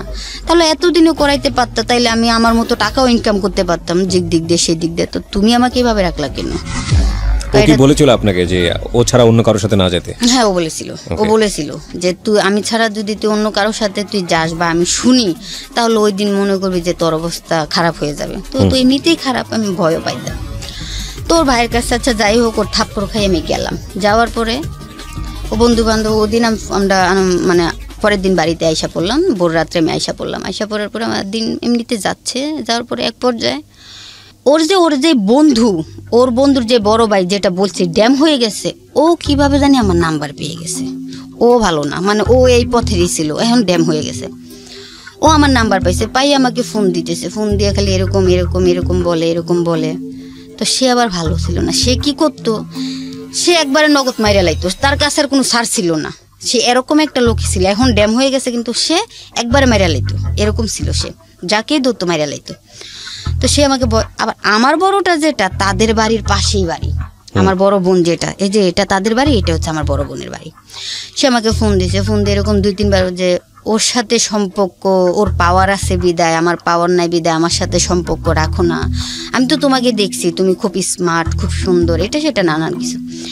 পরে আমি তো আপনার কাছে যেতে পারবো না, আমি তোমাকে টাকা দিব যত চাও অতই। আমি আপনি আমাকে পৃথিবী সমান টাকা দিলে আমি যাব না ওর অনুমতি ছাড়া। পরে ও আমাকে বলে ওকে, ও তো আমার বয়স আমার ছোট ভাইয়ের বন্ধু, ওইটা বলতেছে। আর তোমাকে একটা কথা বলি, আমি হ্যাঁ বলেন। আমার বাড়ির পাশে তোমার একটা বোন থাকে? আমি হ্যাঁ থাকে। একটু কি তোমার মাথায় দিলেন? তার পাশে আবার কিন্তু তোমার বড় ভাই থাকে? আমি হ্যাঁ থাকে। আমি যদি ওদের আবার একটা স্বভাব কি, ওর যদি নেশা খাওয়ার টাকা না থাকতো ঘরের ভিতরে গিয়ে মাইদুর করে শুধুই টাকা নিয়ে আইতো ওই লোকটা। তো চিন্তা করলাম আমার জন্য শুধু আমার ভাই বোনদেরকে কেন আমি হেনস্থা করব? আমি তো খারাপ হয়েই গেছি, আমার ভাই বোনদের হেনস্থা করার দরকার নেই। তারপর আমি তার কাছেও গেলাম, যাওয়ার পরে এটা আবার কোনোভাবে আমার বড় ভাইয়ের কাছে গেছে কানে গেছে। পরে আমি ওনার কাছে গেছি, যাওয়ার পরে যখন ভোর রাত্রে আমি আসতেছি, উনি যে রাস্তায় আমি খেয়াল করি নাই, ওনাকে দেখে বয়ে আমি একটা লোকের পিছনে পলাই গেছি, মানে যে আমাকে বাড়িতে নিয়ে দিয়ে আসবো তার পিছনে পলাই গেছি। পরে সে বলতেছে এ বাপন তোর পিছনে কে? এটা তো বলতেছে কেউই নাই তো ভাই, এমনি। না আমি দেখলাম তোর পিছনে কে জানি গেল। ও সামনে গিয়ে আমার হাত ধরে টাইনে আমার বার করে বলে তুমি এখানে এত রাত্রে করে? আমাকে শ্মশানে গেছিলাম। কে তুমি শ্মশানে যাবা? প্রতি মাসের মধ্যে তুমি 10-15 দিনে তুমি আমার সাথে শ্মশানে বসে সময় কাটাও, তাহলে তুমি আজকে শ্মশানে গেলা কেন আমারে ছাড়া? টর্চ লাইট গুলো আছে না, বিদেশি টর্চ লাইট দিয়ে আমাকে অনেক মায়ের মারলো, একটা খাটের উপরে ফালাইয়া তারপরে আমার পিঠের মধ্যে অনেকগুলা বাড়ি দিল। পরে আমি বললাম তুমি আমাকে বাইরেও কি জন্য? আমার জীবনটা আমার প্রেমিকায় দিল অর্ধেক শেষ করে, বাকি অর্ধেক দিলে তুমি আমারে শেষ করে, তুমি তোমাকে বিয়ে করবা না তো লজ্জা, তুমি আমাকে কেন তোমার নাচের পুতুল বানায় রাখবা? তুমি বললে আমি নাচতে হইব, তুমি না বললে আমি নাচবো না। তো এক পর্যায়ে সে আমাকে বলে কি তুই এলাকা থেকে বেরিয়ে যাবি। আমি হ্যাঁ ঠিক আছে আমি এলাকা থেকে বেরিয়ে যাবো, কিন্তু আমার বাপ মার দায়িত্ব তোমার, আর যদি তা না হয় তাহলে আমি তোমার সব কুকীর্তেম ফাঁস করে দেবো, এখন দেখো তুমি কি করবা। পরে ঠিক আছে যা তুই এলাকা থেকে বেরিয়ে যা। তুই এলাকা থেকে বেরিয়ে যা। আমাকে ঠিক আছে আমি এলাকা থেকে বেরিয়ে যাবো, আমার বাপ মার ভাই বোনের যাতে কিছু না হয়, যদি কোনোদিন কিছু হয় তাহলে মনে করো যে তোমার কিছু আমি রাখবো না। পরে আমি বলতেছি আমি রাত্রে এসে বাড়িতে শুইছি। পরে বাড়িতে পরের দিন আবারও ফোন দিয়ে বলতেছে তোর এলাকা সাইডে যাওয়া লাগবো না, যা হয়েছে মিটমাট করে ভুলে যা। আমাকে এতগুলা মায়ের কি আমি ভুলে যাবো? হ্যাঁ ভুলে যা। তো পরে আমি এবারে মানে আমাদের বাড়ি থেকে আর একটু সামনে আমি নিজে একটা বাসা নিয়েছি, একাই ভাড়া থাকবো, ওদের সাথে থাকবো না। কোথায় নিলেন ভাড়াটা? আমাদের বাড়ি থেকে একটু সামনে। আবার আমি যেখানে বাড়ি নিচ্ছি ওর আবার সেখানে আড্ডা, সারাদিন ওইখানে আড্ডা দিব পয়সা। এই বড় ভাই ও আমাকে বললো যে তুই এই বাসায় ভাড়া নে, আমি এখানে সারাদিন আছে, আমার লোকজনও আছে, তোর কোনো সমস্যা হবে না, তুই এই বাসা ভাড়া নে। তারপর আমি ভাড়া নিলাম, ভাড়া মাত্র 600 টাকা না 700 টাকা। এটা আপনার ফ্যামিলি কিছু বললো না? আমি বললাম না, আমার ফ্যামিলির মধ্যে কোনো কিছু কেয়ারই করতো না এইসব ব্যাপারে। তারপরে ওইখানে ছিলাম পরে তখন আমার বাইরে যাওয়া শুরু হয়ে গেছে। ওকে ছাড়া আমি বাইরে বিভিন্ন জায়গায় যাইতাম। সত্যি কথা কোনোদিন চাপই থাকে না, আমি যে অলরেডি খারাপ হয়ে গেছি এটা অনেক জেনে গেছে। সত্যি কথা তো চাপি। তখন আমাকে অনেক নাম্বার থেকে ফোন আসতো, ওইখানে যাওয়ার অফার আসতো, এত টাকা, মানে বিভিন্ন ভাবে অফার, আমি যত টাকা চাই এতই দিবে। তারপর আমি বাইরে যাওয়া শুরু করলাম। এক পর্যায়ে আমাদেরই মানে ওই যে সরু আপা বলছিলাম শুরুতে নৌকার ঘটনার মধ্যে যে আব্বা বা আম্মা যদি আইসা তোমাকে বলে আমি রাত্রে খোঁতাইছিলাম, তুমি বলবা যে আমার বাড়িতে, ওই সরু আপা ওই মহিলাকে আমাকে তখন চিনাই দিল। ওই মহিলা দেহ ব্যবসা করে। আচ্ছা। ওনা আমাকে নিয়ে যাওয়ার পরে কথা বলাইলো। পরে বলতেছে যে ও এরকম কাজ করে, তুই যদি ওনার সাথে থাকিস কাজকর্ম করিস তাহলে ও তোকে ভালো পয়সা দিব। আমি ঠিক আছে, আমার তো এমনি তো থাকার জায়গায় নাই, তো থাকলাম। পরে আমি ওইখান থেকে বাসা টাসা সারিয়া দিয়ে আমি আইসা পড়বো। তো ওই দিন রাত্রে আমি বাড়িতে গিয়ে রইলাম। থাকার পরে ওরই একটা চামচা আমাকে খুব পছন্দ করতো, মানে বড় ভাইয়ের। তখন মানে বাসা আমি পরের দিন আমু আর কি বাসা ছাইরা ওই আপার বাড়িতে। ওর চামচা যে আমাকে পছন্দ করতো, এখন ও তো বলতে সাহস পায় না। বেড়ার ঘরের ওই যে দরজার উপর দিয়ে বেন্টুনেটারের মতো ফাঁক থাকে না, এতটুক ওই ফাঁকা দিয়ে আসে আমার ঘরের ভিতরে গেছে। এক পর্যায়ে চৌকি, আমি তো একা ঘুমাই স্বাভাবিক, তাইলে আমার চৌকি নড়বো, আমার তো ঘুম ভাঙবে। যখন গেছে চৌকির এক কোনায় যখন বসে, তখন আমার চৌকিটা মানে একটা লড়াদ মারছে। হঠাৎ করে আমার ঘুমটা ভাঙে গেছে। ভালো রে, আমার ঘরে তো শুধু আমি একা, আমার ঘরে কি আসলো? পরে আমি সাইড দিয়ে আমার আবার সাইড দিয়ে নামার চৌকির সাইডে দিয়ে নামার সিস্টেম আছিল, ওই দিক দিয়ে আমি নাইমা লাইটটা ধরাই দেখি ওর নাম ছিল আবার জনি। আচ্ছা, পরে আমি কই কিরে তুই এইখানে?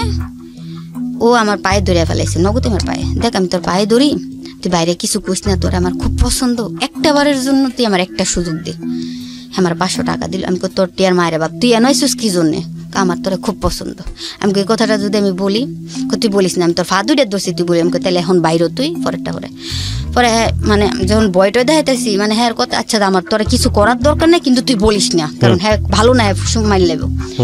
পরে হ্যাঁ বাড়িলো, বাড়িয়া যখন গেছে যাওয়ার পরে আমি ওরে ফোন দিছি। আমি এইটাই বুঝি তোমার দায়িত্ব, তোমার জনি আমার ঘরের ভিতরে রাত করে বেন্টুনেটার বাইরে আইসা পরে আইসা আমার সাথে থাকতে চায়, তাহলে তো আমার এখানে থাকার কোনো ইয়েই থাকে না। আমি তাইলে আমার মতো আমি নিঃস্বাধীনভাবে আমি অন্য জায়গায় গিয়ে চলবো। পরে কি বললি? আমি হ্যাঁ বললাম। পরের দিন গোডাউনে মানে ওরে দৌড়ায়, ও তো আর আমার ঘর থেকে বেরোয় হাওয়া ও জানে আমি বলে দিব, ও পালাই গেছে। ও পরের দিন যে কোনো ভাবে ওরে রাত্রের ভিতরে ধরাইছে, আমি তো রাত্রি বলে দিছি, ওরে ধরলো দইরা আমার বড় বোন আবার ওই যে গোডাউনে ওরে নিয়ে মার দিছে। আমার বড় বোনের বাড়িটা আবার ওই গোডাউনের পাশাপাশি। আচ্ছা, আমার বড় বোনে দেখতে আছে এতবারই ওরে বাইরে যাচ্ছে মানে সাংঘাতিক ভাবে, আর বলতেছে ভাই আমি আর জীবনে ভুল করতাম না ভাই, তুই আমার ভাই মাফ করে দেন, আল্লাহর হস্তে ভাই আমার মাফ করে দেন। আমি কথা ওরে ডাইর আঙ্গুলের এই আঙ্গুলটা আছে, এই যে ভাই এই যে বুড়ি আঙ্গুলটা হাত ভাঙ্গে ফেলাইছে, যে হাত দিয়ে তুই ওর দিকে হাত বাড়াইছিস না, তোর এই আঙ্গুলটা ভাঙ্গে লাইছে। পরের দিন আমার বই না আমারও কইল, পরে আমার বোনের তো আমি কই নাই যে আমার জন্যে অনেক মার মারছে, ও 3 দিন হাসপাতালে ছিলে মার খাইয়া। পরে আমি ওইখান থেকে মনে করেন পরের দিন আমি ওরে আর কিছু বলি নাই। চামচা যত আমার ঘরে আসা সাহস পাইছে, 2 দিন পরে তো রাস্তার মানুষ আসা পড়বো, আমার এরকম একটা ফিনিশ হলো ভিতরে। পরে আমি ঘরটর ছাইরা দিয়ে আমার মার বাসায় এই খেতা বালি চিত্তা দিয়া খাবার তো আমি রান্না করে খাইতাম না, ওই টাকা থাকতো বাইরের থেকে কিনা খাইতাম। রান্না করতে পারি কিন্তু রান্তাম না। আচ্ছা, তো আপার বাড়িতে গেলাম, যে আপার সাথে আমাকে পরিচয় করাই দিল। তো ওনার বাড়িতে ওনার এতটুকু একটা ছেলে, ওনার মেয়ে স্বামী থাকতো বিদেশ সৌদি। তো যে ভদ্রমহিলা সব কাজ করতো, ওনার 2টা ছেলে, তখন একটা ছেলে হয় নাই। পরে ওনার বাড়িতে গেলাম, যাওয়ার পরে ওনার ঘরের কাজকামও করে উনি মানে ওনার ঘরের টুকিটাকি থালা বাসন হাড়ি পাতিল মাঝে উনি আমাকে ভাতও খাওয়াই 3 বার, যে তুই বাইরে এতখানে ঘুরার দরকার নাই, আমি ঘরে লুকাই না দিব, তুই ঘরে বই বই কাজ করবি, আর তোর 3 বার খাওয়ার কাম, তুই আমার ঘরের টুকটাক কাজ করবি, তোর আমি এমনি খাওয়াম। আপা আমার এটা বললো। তো ওনার ঘরে আমি ওরকম ভাবে ওনার ঘরে কাজ টাজ করি, ওনার ছেলেদের সাথে ওনাদের সাথে আমি মানে থাকা শুরু করি, ভাতটা তো খাই, আমি যা কাজ করি উনি আমাকে টাকা দেয়। আচ্ছা, যা কাজ করি না আমাকে টাকা দেয়, কিন্তু আমি যাই কামাইতাম তাই শেষ, মানে আপনি শেষ করে ফেলতেন? আমি নিজেই কি করতেন ওই সময়? ড্রাগস নিতেন? কোনো ওই আমার নেশা বলতে গেলে ফেন্সিডিল, মদ, গাঁজা, এইগুলোই খাইতাম। তো আপার সাথে পরিচয়ের পরে আপার বাসায় লোকজন আসতো, কাজকর্ম করতাম, তখন কাজের ছিল দিত 500 টাকা, উনি আমগরে দিত 200 টাকা করে, 5টা কাজ করলে 1000 টাকা। তো অনেক সময় তো দেখা গেছে একটা মানুষের সবসময় পছন্দ করে না, প্রতিদিন 1000 টাকা করে আসতো? প্রতিদিনও আসতো, যখন নতুন গেছি তখন আরো বেশিও আসতো। যখন প্রথমবার যখন ওনার বাসায় গেছি, তখন তো ওনার বাসায় তো আমি নতুন, তখন আরো বেশিও আসতো। এমন একদিন গেছে আমি একদিনে 5000 টাকা কামাই করছি। বিরতি নেব প্রিয় শ্রোতা। এই জায়গাটিতে আমরা যেখানটায় এসে দাঁড়িয়েছি নোটিফিকেশন অন রাখবেন, দীপা যেখানটায় ছিলাম। তারপরে ওই টাকা নিয়ে মন করেন আমি মদ খাইতাম, কি করবো, আমি কারে দেবো? ছোট একটা বোন ছিল, ওর আবার খুব কেয়ার করতাম, ওর জন্য ওইটা কিনতাম, ওর জন্য ওইটা কিনতাম, মার জন্য এটা কিনতাম, মারে নিয়ে 1000 টাকা 500 টাকা দিয়ে দিতাম। বাবার কাছে যাইতে সাহস পাইতাম না, যে বাবাই তো সবই জানে আমার সম্বন্ধে, উনি আমার জন্ম দিছে, অথচ ওনার কাছে গিয়ে আমি দাঁড়ামু, আব্বু বাবাই তো সব জানে, মানে দাঁড়ানোর মতো সাহসটা আমার নাই। বাবার সামনে আর যাইতাম না কখনো। পর্যায়ে ওই যেখানে আমার আপার যে বাড়িতে আমি ছিলাম, ওইখানে আরেকটু ব্যাক সাইডে আমাদের যে মেয়র এলাকা ছিল, ওইখান থেকে 5 টাকা ভাড়া লাগে। ওই আপার বাড়িতে একটা লোক আসতো, ওনার সাথে আমার কোনোভাবে মানে সম্পর্ক হয়ে গেল এই ক্ষেত্রে। তো উনি ওনার কথাবার্তা আমার ভালো লাগতো, তো ওনার সাথে পরিচয় হয়েছে। হওয়ার পরে উনি আমাকে মাঝে মাঝে ফোন দিত। ওদের খুব একটা সুন্দর জায়গা আছে, খোলা আকাশের নিচে একটা মাঠের মতো, ওইখানে ওরা মানে আড্ডা দিত প্রতিদিন রাত্রে।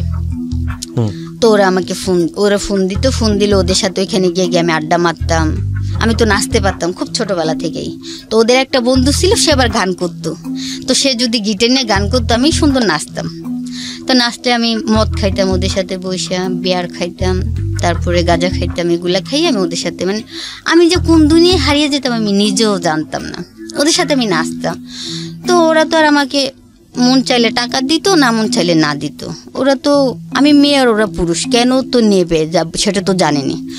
ওরা ফোন দিত, আমি গিয়েও পার্টি টাটি মানে আনন্দ ছবি করতাম, এটুকুই। এইভাবেই দিন আমার কাটতেছে। তারপরে এক পর্যায়ে মনে করেন আমি আমাদের ওইখানের থেকে ঢাকায়ও আসা শুরু করি। ঢাকায়ও আসি বন্ধু বান্ধবের সাথে, নানান জায়গায় ঘুরি, কক্সবাজার গেলাম। মানে আপনার এলাকা থেকে ঢাকা পর্যন্ত লোকজন জেনে গেছে? মানে আমি ঘুরতে আসতাম আর কি, বন্ধু বান্ধবের সাথে, বা ঢাকা পর্যন্ত আসতাম। তারপরে ওই আপার মাধ্যমে ঢাকায় আবার আরেকটা আপা ছিল, সেও এরকম কাজ করতো ঢাকায়। তো ওই আপা ওকে ফোন নাম্বার দিল, দিয়ে বলছে যে আমার কাছে এরকম এরকম একটা মেয়ে আছে, অল্প বয়স, খুব ছোট, খুব মানে ওর প্রশংসা সবাই করো, খুব ভালো, ব্যবহার আচারও ভালো, সব দিকেই ভালো। কত বলো তাইলে আমার এনে পাঠাই দিও। তো এমনিতে তো আমার বন্ধু বান্ধবের সাথে আমি ঢাকায় আসতাম যাইতাম। তো ওই আপার বাড়িতে আমাকে বললো, ঠিকানা দিয়ে দিল, আমি আসলাম, আইসা পরে ফোন দিলাম। তো আপার বাড়িতে কিছুদিন ছিলাম, এখন এইভাবেই কাটতেছে, ওই আপার বাড়িতে এমনি কাটতেছে, আইতেছি যাইতেছি। তো টাকা পয়সা তো যা কামাই তাই শেষ করি, যা কামাই তাই শেষ করি, মানে ওই যে এসব টাকা যেভাবে আসে ওইভাবেই যায়। তারপরে এক পর্যায়ে প্রায় অনেকটা সময় কাছে গেছে, পরে বাড়িতে গেলাম। বাড়িতে যাওয়ার পরে একদিন একটা লোক আমাকে দেখলো, দেখে সে আমাকে পছন্দ করলো। তো পছন্দ করার পরে সে আবার আমরা যে বাসায় ভাড়া থাকি সে বাড়িওয়ালার সাথে ওর আবার খুব সম্পর্ক, মানে বন্ধুত্বর মতো একটা সম্পর্ক, ও বাড়িওয়ালাই চিনতো। তো সে দেখছে, দেখার পরে কি জন্য জানি আমার কাকার কাছে আসছিল আমি জানি না। তো আমি নদী থেকে গোসল করে ভিজা কাপড় এসে বাইরে দাঁড়ায় রয়েছি। তো সে আমাকে দেখছে, দেখার পরে তার আবার খুব বয়স, কিরকম বয়স, তার মেয়েও বিয়ে দিয়ে দিছে। তো কারো হয়েছে কপাল দোষ, কারো হয়েছে চক্ষু দোষ, তারা ছিল চক্ষু দোষ। তো সে এক পর্যায়ে কাকারে কইতেছে, কই মেয়েটা কে? তো কাকাই কইলে এই মেয়েটা আমগো বাড়িতে, ওর মা আব্বা ভাড়া থাকে, কই মেয়েটাকে আমার কাছে বিয়ে দেবো? কয় তোমার কাছে তো দেবো, তোমার যে টাকা পয়সা আছে, সম্পদ আছে, ওগুলা বড় কথা না, ওর মা বাবারে যদি কিছু টাকা দাও তাইলে ওর মা বাবা এমনি বিয়ে দিয়ে দিব, এমনি বিয়ে দিয়ে দিব, কিছু চাইবো না। তো পরে মনে করেন যে আমি তো আর লোকটাকে দেখি নাই। পরে বাড়িতে যখন আমি কাপড় চোপড় খোয়া যখন ঘরের ভিতরে গেলাম, যাওয়ার পরে দেখি লোকটা আমার কাকার ঘরে এসে বসে রয়েছে, আমাদের ঘরে না, কাকার ঘরে বসে কথা বলতেছে। এক দৃষ্টিতে লোকটা আমার দেখতেছে, তাকাই আমি এতটা আর খেয়াল করি না। পরে আমার কাকা আব্বার ডাক দিল, ডাক দিয়ে কইতেছে, বাই হুইনা যাও। কি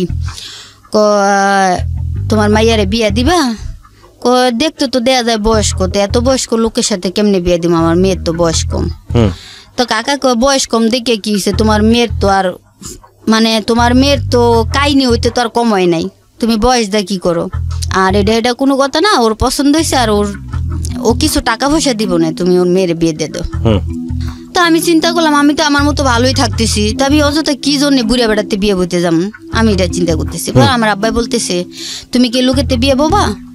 আমি কই, যার 4-5টা ছেলে মেয়ে আছে, মেয়ে বিয়ে দিয়ে দিছে, 2 দিন পরে মেয়ের ঘরে নাতি হইব, আমি ওই লোকের কাছে কি জন্য বিয়ে বমু? আমার জীবনটা আমি যেভাবে আছি এমনি ভালো আছি, আমি বিয়ে বমু না। তো তখন তো আমার মা বাবা ছাড়া আমার কেউই নাই। এক পর্যায়ে বাবা আমাকে বলে কি, তুমি যদি এখানে বিয়ে না পাও তো তুমি আজ থেকে আমাদের কাছ থেকে তোমার সম্পর্ক তুমি বিচ্ছিন্ন করে লাইবা। আমার বাবা বলতেছে, তোমার আমি ত্যায্য করে দিব। পরে আমাকে, আপনি আমার কিভাবে ত্যায্য করবেন? আপনার না আছে সম্পদ, না আছে কিছু, না আছে কোনো টাকা পয়সা, মানুষ সম্পদ থাকলে ত্যায্য করে, তো আপনি আমাকে কি কারণে ত্যায্য করবেন? আপনার তো নিজেরই চাল চুলা নাই, আপনি আমাকে কেমনি ত্যায্য করবেন? মানে তুই আমাদের সাথে কোনো যোগাযোগ রাখতে পারবি না, আমাদের কাছে আসতে পারবি না, এটা সেটা। পরে আমি চিন্তা করলাম, আমি আচ্ছা আমাকে ভাবতে দাও। তা আমি চিন্তা করলাম যে আজকে এই লোকের কাছে যদি বাবা টাকা নিয়ে আমাকে বিয়ে দেয়, তাহলে এটা বিয়ে হবে না, অলরেডি আমাকে বিক্রি করা দেওয়া হইব।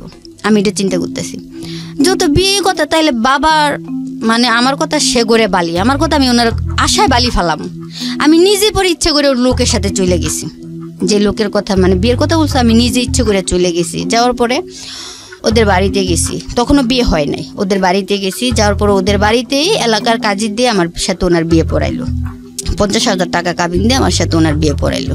মানে বিষয়টা হচ্ছে যাতে আপনার বাবাকে পয়সা দিতে না পারে, সেই কারণে আপনি কাজ করেছেন। আমি সেটা সহ্য করতে পারি না, তাই জন্য। এমনি তো শেষ, তুমিও বাবা আরো শেষ করে দিবা, মানে তুমি বাবা হয়েও আমাকে বিক্রি করবা, এটা যাতে না হয় সেজন্য আপনি নিজে গেছেন। আমি ইচ্ছে করে চলে গেলাম। টাকা দেওয়ার সম্ভাবনা কি ছিল? হ্যাঁ ছিল, আমি নিজে দেখছি সে 20,000 টাকা হাতে নিয়ে বসে আছে, সে আমাকে বিয়ে করবে। মানে ওই লোক আমাকে বিয়ে করবে, এবং আমার বাবা যদি মানা করে, ওই লোক আসছিল আবার মাদক ব্যবসায়ী। আচ্ছা, ওই লোক মানে বাড়িটা আসছিল বর্ডার সাইড, মাদক ব্যবসায়ী আসছিল। তো ওই লোকের এমনটাই নিয়ত ছিল, যদি আমার বাবা টাকা দেওয়ার পরও মানা করে তাইলে আমাকে উঠে যাওয়ার চিন্তা ভাবনা করবে। ওই লোক, তো আপনি গেলেন, যাওয়ার পরে বিয়ে করলেন? হ্যাঁ, যাইলাম। যাওয়ার পরে ওদের বাড়িতে যাইতে যাইতে আমার রাত্র 12টা বাজে গেল। যাওয়ার পরে ওদের বাড়িতে গেলাম। ওনার বর্তমানে বউ পাইছি গিয়ে আমি একটা। ওনারাদের আবার একটা অভ্যাস কি, ওই লোকে আমারে ছাড়াও আরও 6-7টা বিয়ে করছে, আমারে ছাড়া। তা আমি গিয়ে ঘরে বউ পাইছি একটা, শুধু বড় বউটারে পাওয়ার পরে ওই বড় বউর ঘরে, ওই বউর আগে আরেকটা মহিলারে বিয়ে করছে। ওনার ঘরে একটা ছেলে আছে, ওই ছেলের রাখা ওনার কাজকর্মে অনেক মারধর করতো, অনেক শারীরিকভাবে অত্যাচার করতো। ওই মেয়ে আবার ছেলে রাখাই চলে গেছে, বড় ছেলেটাকে রাখা। তো উনি আবার বিয়ে করলো, যেটা বিয়ে করছে সেটা হচ্ছে ভৈরবে বিয়ে করলো। বিয়ে করার পর ওই মহিলার ঘরে উডাউডি 6টা মেয়েই হয়েছে, কোনো ছেলে নাই। তো 5টা মেয়ে গিয়ে আমি পাইছি, আরেকটা মেয়ে তখনও পেটে আসে নাই। তো আমি পাইছি গিয়ে আমার ওনার সাথে বিয়ে, কারণ ওইখানে ওনার দাপটটা ছিল অনেক, কেউ কিছু বলতে পারতো না। আর আমার চলাফেরাটা এতটাই হয়ে গেছে আমাদের এলাকা ছাইরা, মানে আমাদের এই পৌরসভার এলাকাটার ভিতরে যতগুলা গ্রাম আশেপাশে আছে সবগুলা নেতা খাতে সম্পূর্ণ আমার হাতে আমি নিয়ে নিছি। মানে আমার এলাকার সবগুলা নেতা, সব যাই আছে টুকটাক সব আমি হাতে নিয়ে নিছি, সবগুলো আমার হাতে। এখন আমি চাইতেছি সবাই তো সবার মতো জীবনটা সুন্দর করে সাজায়, দেখি আমি চেষ্টা করে পারি কিনা। ওর সাথে যদি আমার বিয়েটা হয়, হোক না বয়সের পার্থক্য হোক না, যদি আমি সব দিকে তো শান্তি পাই, বয়স দিয়ে কী করবো, আমি এই চিন্তা করে ওনার সাথে গেছি। যার পরে বিয়ে হয়েছে, হওয়ার পরে তারপরে মনে করেন যে 6টা মেয়ে গিয়ে আমি পাইলাম। 6টা মেয়ে? 5টা মেয়ে পাইলাম। 5টা মেয়ে? হ্যাঁ, ওনার শুধু 5টা মেয়ে, আর আগের বরগরের একটা ছেলে। আমাকে নিল, নেওয়ার পরে বিয়ে শাদী তো হইলো, হওয়ার পরে ঘরে নিল। নেওয়ার পরে আমি সব কাজ একাই আমি করতাম প্রতিদিন উঠে, আমার সাথে কেউই কোনো কাজ করে না, ওই মেয়েরাও করে না। আর হ্যাঁ, বড় আপা করতো, মানে আমি সব কিছু বাউ করে দিলে উনি রান্না বান্না করতো, তাও আমার কোনো সমস্যা ছিল না। আমার কথা, তাও তো আমি একটা বাড়িতে আশ্রয় নিয়ে আসি, প্রতিদিন প্রতিটা আবেগ নিয়ে খেলাচ্ছে, একটা আবেগ নিয়ে থাকবো এটা ভালো, মানে উনি ওই জিনিসটা চিন্তা করলাম আর কি। তারপরে ওনার বাড়িতে থাকতেছি, থাকার পরে 1 বছর গেল। 1 বছর কাছাকাছির মাথা তো ওনার বউ আবার প্রেগনেন্ট। তখন হইলো আবার একটা মেয়ে, ওইটা দেখতে সেম আমার ওর মতো হয়েছে, ওইটা বড় আর ওর ছোট। ওর আগে গিয়ে আবার আমি আরেকটাও পাইছি, ওর মতো একটা ছেলের একটা, ওই মাও চলে গেছে। মানে 5টা মেয়ে 2টা ছেলে পাইছি আমি গিয়া। 5টা মেয়ে, 3 বর্গরের মিলাইয়া, 2 বর্গরে একটা ছেলে, আর 1 বর্গরে 5টা মেয়ে। তো তারপরে গিয়ে যাওয়ার পরে আমি একটা মেয়ে হয়েছে, হওয়ার পরে তো আমি থাকতেছি খাইতেছি ভালো, আমার সমস্যা না, বাইরে আসতে দেয় না আমার, কোথাও একটু কারোর সাথে জানতো, আপনার সম্পর্কে জানতো না, কিছু জানতো না তেমন কি, তখনও জানতো না। এতটুক জানতো যে আমি ঢাকায় চাকরি বাকরি করতাম, একটুক জানতো, কিন্তু এগুলা জানতো না। তো পরে আর সে জানবে কি, সে তো নিজেই ভালো না, হয়েছে মাদক ব্যবসা করে। তার মেয়ের সাথে স্কুলে পড়ে, একসাথে মেয়ের সাথে পড়তো, ওই মেয়ের এসে দেখে বিয়ে করে ফেলাইছে, মেয়ের সাথে পড়তো। তো সে তো নিজেই ভালো না, সে আমার ভালোগুলো খুঁজবো কোথা থেকে। তো তারপর যে মনে করেন সে, আমি থাকতেছি বছরখানিক যেতেছে, ওনার বরগর আরেকটা বাচ্চা হইলো, তো আমি ওটারে রাখতেছি ভালোই, বাড়িতে আসি যাই। আমি কারোর সাথে কথা বললে মানা, কারোর সাথে হাসলে মানা, খুব অপমান করতো। আর বড়টারে এত মারা মারতো, মানে সে শারীরিকভাবে অত্যাচার করতো, মানসিকভাবে অত্যাচার করতো, মানে এতটাই পাষণ্ড। খেতে মানুষে গরু দিয়া হয় না, এটা সন্ধ্যা হয়ে গেলে গরুটা কেউ না নিলে ও লোক দিয়ে আনাইয়া বাড়ির ভিতরে এটা গরু জবাই করে এটা থামাই লাগবে, আপনি বুঝতেও পারবেন না যে ও রাত্রে করে কি করতেছে। এরকম একটা গরু সারা রাত্রের ভিতরে কোবাইয়া থামাই লাগবে। ওই আবার ওর এলাকার জন্য ও আবার খুব ডাপট। তারপরে মনে করেন যাইতেছি, তো একদিন আমি বাড়িতে আসবো, একটা দরকারি কাজ, আমি বাড়িতে আসবো, আনবো বাড়িতে। তো তার মধ্যে বিয়ে যত হয়েছে, আব্বা মাকে আর লুকায় তো লাভ নাই, আব্বা মা জানলো। ও আব্বা গেছে আমাকে দেখতে, মানে দেখতে বলতে গেলে বিয়ের যেদিন আমি গেছি, আমার ওই দিন তো বিয়ে হয়েছে, বিয়ের 4 মাস পর আমাকে বাড়িতে আসতে দেয় না। 4 মাস পরে যখন আমার আব্বার অসুখ হয়েছে, ফোন করছে আমাকে আসার জন্যে, আমার আব্বুর শরীর ভালো না, তখন ও আমাকে নিজে নিয়ে আইছে, সাথে মোটরসাইকেল দিয়া নিয়ে আইছে। 12টা বাজে বাড়ি থেকে বার হইছে, আবার 2টা বাজে উল্টা বাড়িতে চলে গেলাম, আমাকে বসতে দেয় না আমার বাবার বাড়িতে। আসলো, আইসে আমার বাবাকে দেখলাম, কিন্তু তার কাছে আবার একটা জিনিস কি, টাকা থাকলে কোনো কিছুর ইয়ে নাই। যাওয়ার পরে এমনিতে আমার বাবা মার সাথে কথাবার্তা, আমার বাবা মা আসা যাওয়া করে। আমার বাবা গেলে 2-4-5,000 10,000 টাকা দিয়ে দেয়, আমার মা গেলেও 1-2,000 টাকা দিয়ে দেয়। কিন্তু তগরে যে দেয় তোরা কিছু দিবি না, ওরা কি আমার বাবার বাড়ি থেকে ওদেরকে কিছুই দেয় না, না দেয় বাচ্চা কাচ্চা করে। মেয়ে শ্বশুর বাড়ির জামাই বুইরা হোক তাও তো জামাই, তো ওরা জামাইরেও কিছু দেয় না। আমারে তো বাড়িতে এগুলা বলে না, আমি এগুলা নিয়ে কিছু হেলদোল করি না।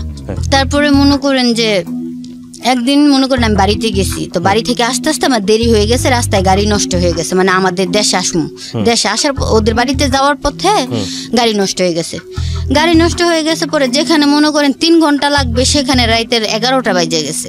তো সে তো মনে করেন রাস্তায় 4-5 জন লোক নিয়ে বইসা অপেক্ষা করতেছে আমি কখন বাড়িতে ফিরবো। তো আমার ভিতরে দেরি হয়েছে, বিদায় আমি বাসায় গেছি। পরে তার তো আবার ওই এলাকায় বললাম না খুব ডাপট, কেউ কিছু তার বড় ভাইরাই কিছু বলতে পারে না। তো আমি রাত্রে যাওয়ার পরে সবাইরে খাওয়ায় টাওয়ায় ঘরের ভিতরে দিয়া কেসি গেট বাইরে দা তালা লাগাইয়া ওর বড় বোনের ঘরের ভিতরে আমার মানে আমার নুনাসে ঘরের ভিতরে ঘুমাই লইছে, বাইরে দা তালা লাগাইয়া উড়ানের মধ্যে ফাঁকা উড়ানে সে আমারে হকিস্টি দিয়া বাইরে আইছে।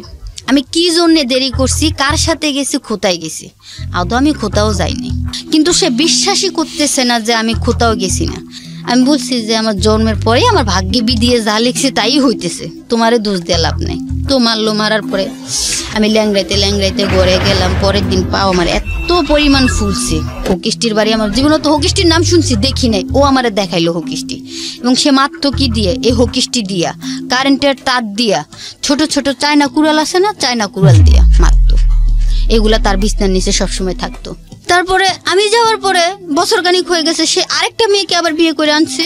3 বাচ্চার মা সে বিয়ে করে নিয়ে এসে, নিয়ে আসার পরে এখন তাদের মতো আমার দিকে আমার উপরে বড় আপার উপরে সংসার ফালাইতে হতে তারা কিছু দেহেমে না। এরকম করতে করতে মনে করেন 2 বছর কাছাই গেছে। এমনি হঠাৎ করে একদিন আমি লক্ষ্য করতেছি আমার শরীর কেমন লাগতেছে, শরীর ভার লাগে, আমি খাইতে লইতে পারি না। এক পর্যায়ে বমি করলে খালি দেখে আমার মুখ দিয়ে রক্ত আসে। এখন আমার পিছনে তো অনেক শত্রু, এখন কে কি করছে আমি বলতে পারি না, আল্লাহ পাক জানে। তারপরে আমার শরীর এতটাই খারাপ হয়েছে, পরে আমি ওরে বইলা আমি বাড়িতে যাই। তারও কোনো কেয়ার ছিল না আমার প্রতি, তার কেয়ার ছিল আমার শরীরটার প্রতি। ওইটা শেষ হয়ে গেছে 2 বছরে, তারপরে আর আমার কোনো প্রয়োজন নেই। এখন আমার তো বাচ্চা হয়ে গেছে পেটে, আমি এটা কি করবো। তারপরে আমি বাড়িতে আসলাম, আসার পরে আমি আমার একটা কবিরাজের কাছে নিয়ে গেল মা। নিয়ে যাওয়ার পরে আমার একটা ওষুধ দিল, বলছে আমাকে কেউ একজন বান দিছে, একটা মহিলা আমাকে বান দিছে, শুকনা বান, যাতে আমি শুকাইতে মারা যাই। ওই বানটা দিছে যে ওকে নিয়ে আইসো, গাছও মারা যায় তো ফলও নিয়ে যায়, ফলও মারা যায় তো আর কিছুদিন পরে আনতে পারো। কে কি হয়েছে, ওর পেটে বাচ্চা, তখন মাত্র 1.5 মাস। পরে আল্লাহ আমি ওখান থেকে আসে ওই তাবিজ টুবিজ দিল, পানি টানি দিল, খাইলাম। খাওয়ার পরে আমি ডাক্তারের কাছে গিয়ে পরীক্ষা করছি, ওর মাত্র তখন বয়স 2 মাস আমার পেটে, 2 মাস। ওর বাবাই তো আমার সাথে কোনো যোগাযোগ করে না। ওই যে আরেকটা মেয়েকে বিয়ে করে আনছে বললাম না, আমার সাথে কোনো যোগাযোগ নাই, ফোন নাই। কিন্তু এই 2-2.5 বছরে মিথ্যা কথা বলবো না, সে আমার বাপ মারে না দিল প্রায় 1-1.5 লাখ টাকা দিছে। তো একদিন ও আস্তে আস্তে বাড়তেছে পেটে। পরে আমি একদিন সুস্থ হয়ে আমি বাড়িতে গেছি। যাওয়ার পরে ও আমাকে বলতেছে তোকে আমার আর কোনো দরকার নাই, আর আমার এখানে যদি থাকতে হয় তাইলে আমার মতো, আমার স্বাধীন মতো আমারই এ মাইনা চলতে হইব, তোরই এ মাইনা তুই আর চলতে পারবি না। আর এখানে থাকতে গেলে ঘরের কাজের লোক হয়ে থাকতে হইব, বউ হয়ে থাকতে পারবি না। ওকে। তো আমি বলছি যে এখন আমার বাচ্চা হইব। ওকে কেন বাচ্চা হইব, আমাকে এটা শুই না, আমাকে গর্তে হ্যাঁসরা এটা না বার করলে আমি বাচ্চা নষ্ট করে, মানে আপনার মেয়েটা তখন পেটে, হ্যাঁ ও আমার বাচ্চা নষ্ট করে লাইব। আমি কেন আমি বাচ্চা নষ্ট করবো, তোমার গর্বরা বাচ্চা আছে, আমার তো একটা নাই। আমি তোমার কাছে আল্লাহর পবিত্র কোরআন কবুল কইরা পরে আমি বিয়ে করছি, তাহলে আমি বাচ্চা নষ্ট করবো কেন। ও আমাকে হ্যাঁসরা এটা না গর্তে বার করছে, তো আমি বাচ্চা নষ্ট করিনি। পরে এক পর্যায়ে মানে ওরা অস্বীকার, ও বাচ্চা ওদের না। মানে এখন আমার কিভাবে এত সরাইবো ওই চিন্তা ভাবনা, ঠিক আছে, আগের বউগুলোর মতো। হ্যাঁ আগের বউগুলোর মতো। আর যদি ওর হয়ে থাকে তাইলে ওদের বাড়িতে আমি থাকমু, থাইকে বাচ্চা প্রসব কইরা পরে ওদেরকে দিয়ে আমার আইসা পড়তে হইব ওরকম। পরে মানে পরে আমাকে এটা বলছে যে বাচ্চা যদি, হ্যাঁ এ বাচ্চা আমার, আমি জানি, আমার কাছে বিয়ে হওয়ার পরে তুই কোথাও যাস না, কিন্তু এ বাচ্চা হওয়ার পরে তুই এখান থেকে চলে যাবি, আমার বাচ্চা আমাকে দিয়ে যাবি। পরে আমি বলছি না আমি ততদিনে কি জেনে গেছে যে আপনি আগে কোথায় যেতেন? ওই যে আমার বড় ভাই যে আমি বললাম যে আপার বাড়িতে আমি গেছিলাম, ওই আপার মাধ্যমে আবার বড় ভাই ওই বাসায় আসা যাওয়া করতো, আমি জানতাম। বড় ভাই মানে যে বড় ভাই আপনাকে খারাপ লাইনে নিয়ে গেছে সেই বড় ভাইয়ের মাধ্যমে সে জানছে? হ্যাঁ, ওই বড় ভাই বাসায় আসা যাওয়া করতো, তাও আমি থাকতো ওনাকে আমি 2-3 বার দেখছি না আসতে যাইতে। তো ওই আপার থেকে উনি নাম্বার নিছে। এখন এত বছর 2-2.5 বছর হয়ে গেছে, আমার দেখা পায় না, তো খুব হয়ে গেছে। তো পরে আমার নাম্বার নিয়ে আসে আমাকে ফোন দেয়, আমি তো ফোন ধরি না। এক পর্যায়ে ওর আব্বু ফোন ধরছে, ফোন ধরে কইতেছে ও কই তুমি কে? ওর আব্বু কইতেছে আমি কে মানে? ওর আব্বু কইতেছে আমি কি মানে? আপনি আমার বোন নাম্বারে ফোন দিয়েছেন, আপনি আমার জিজ্ঞাসা করেন আমি কে? কে আপনার বউ? তো প্রথম ছিল আমার বউ।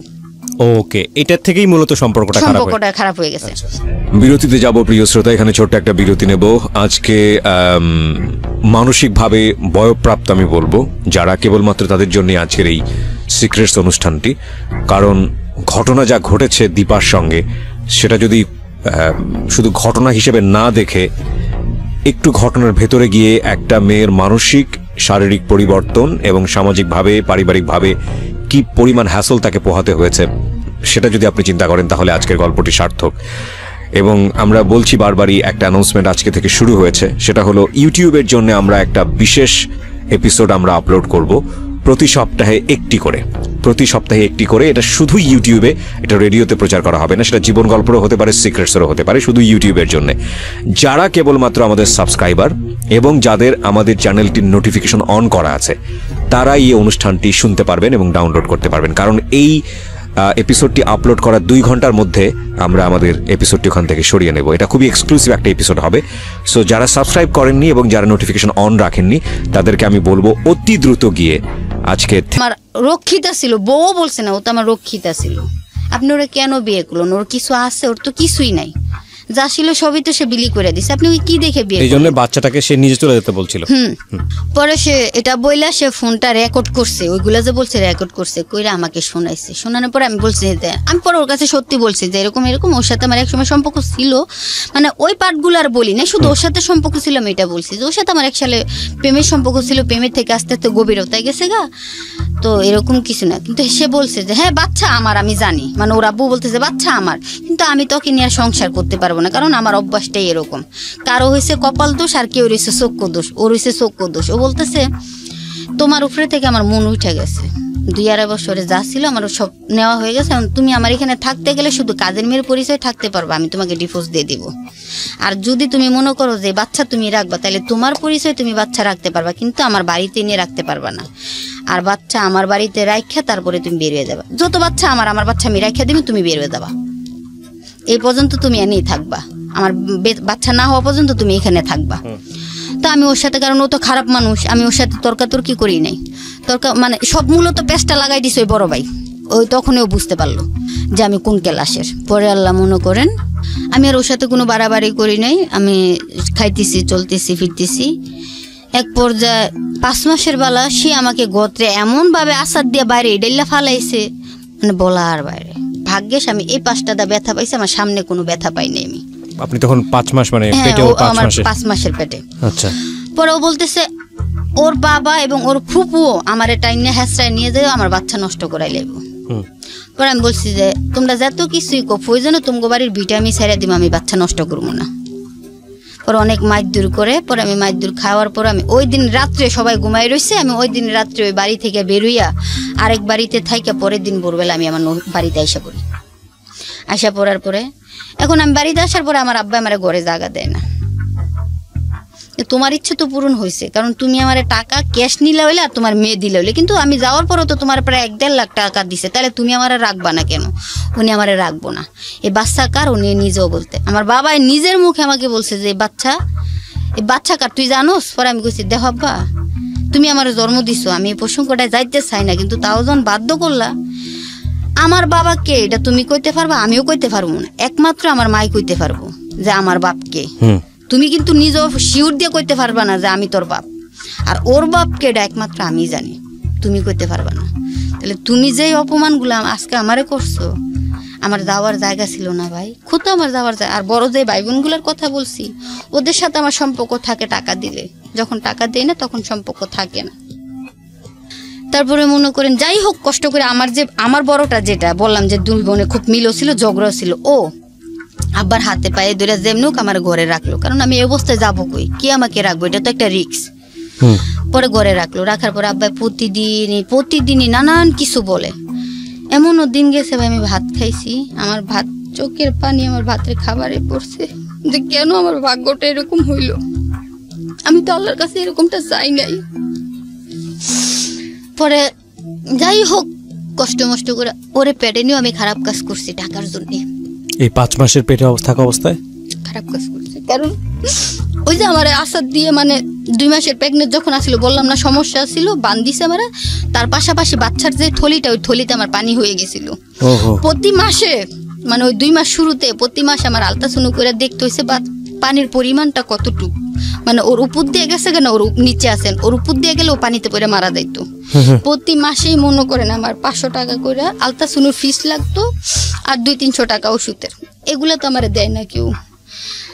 2 জোড়া নুপুরা ছিল, মানে জাগিয়ে ছিল সব। লাস্টের পর আমার পরনের বুরকা বেচে লাস্টের আলট্রাসাউন্ড আমার করতে হয়েছে। এই সব কাজ করে করে আপনি পয়সা রোজগার করে ওর আলট্রাসাউন্ড করাইতাম, মানে নিজেও খাইতাম, আমার ভালো মন্দ কেউ খাওয়াইতো না। প্রেগনেন্ট অবস্থায় তো এটা সেটা খাইতো, ওর বাবা আমার খোঁজ খবর নিত না, আমার বাবাই তো আমার দিক ফিরেও তাকাইতো না যে আমি ওনার মেয়ে নাকি। তখন অনেক সময় অনেক কিছু বলতো, তখন সহ্য, আর আমার বরাবরই খুব রাগটা বেশি ছিল। যন্ত্রণার সুরে দেখেন আমার হাতে হাত কেটেছেন আপনি ব্লেড দিয়ে? ব্লেড দিয়ে, এখানে শিলি আছে প্রায় 8টা। আর প্রথম আমি যার সাথে প্রেম করছিলাম তাকে আমি আজও ভুলতে পারি না, কিন্তু তার একটা বিচার আমি করছি। তো ওই বড় ভাইয়ের সাথে সম্পর্ক হওয়ার পরে তখন তো ওনাকে আমি সব ডিটেলে বলছি, বলার পরে উনি বুঝতে পারছে যে আসলে আমার কোনোভাবে এটার মধ্যে হাত ছিল না, সবটাই ওর কারণে হয়েছে। আমি বললাম যে ও এমন আজকে রাত্রে আসবো, তা আসলে কি করতে হবে? আমি কই কি করবেন, ওর একটু মারধর করেন। এতদিন পরে তোর মুখ দেওয়া কথাটা বেরোলো, তুই আগে কইতে পারলি না? আমি তো ভাবছিলাম যে সত্যি সত্যি তুই খারাপ, কিন্তু আমার একটা জিনিস মাথায় খুব কাজ করছিল যে এই এলাকায় যদি কোনো খারাপ মেয়ে হইতো তাহলে সবার আগে আমি জানতাম, তো তোর কথা তো আমি শুনি নাই। তো এই জিনিসটা আমার খুব কাজ করতো। তো আচ্ছা যাই হোক, ওর কারণে যখন আমার থেকে পুরাটা শুনছে, শোনার পরে কইতেছে ওর একটা বিচার আমি করবই, আজকে হোক বা কালকে হোক ওর একটা বিচার আমি করবই। তারপরে ওই দিন যখন আমি বললাম, উনি খুব খুশি হয়েছে যে আমার নিজের মুখ দিয়ে কথাটা।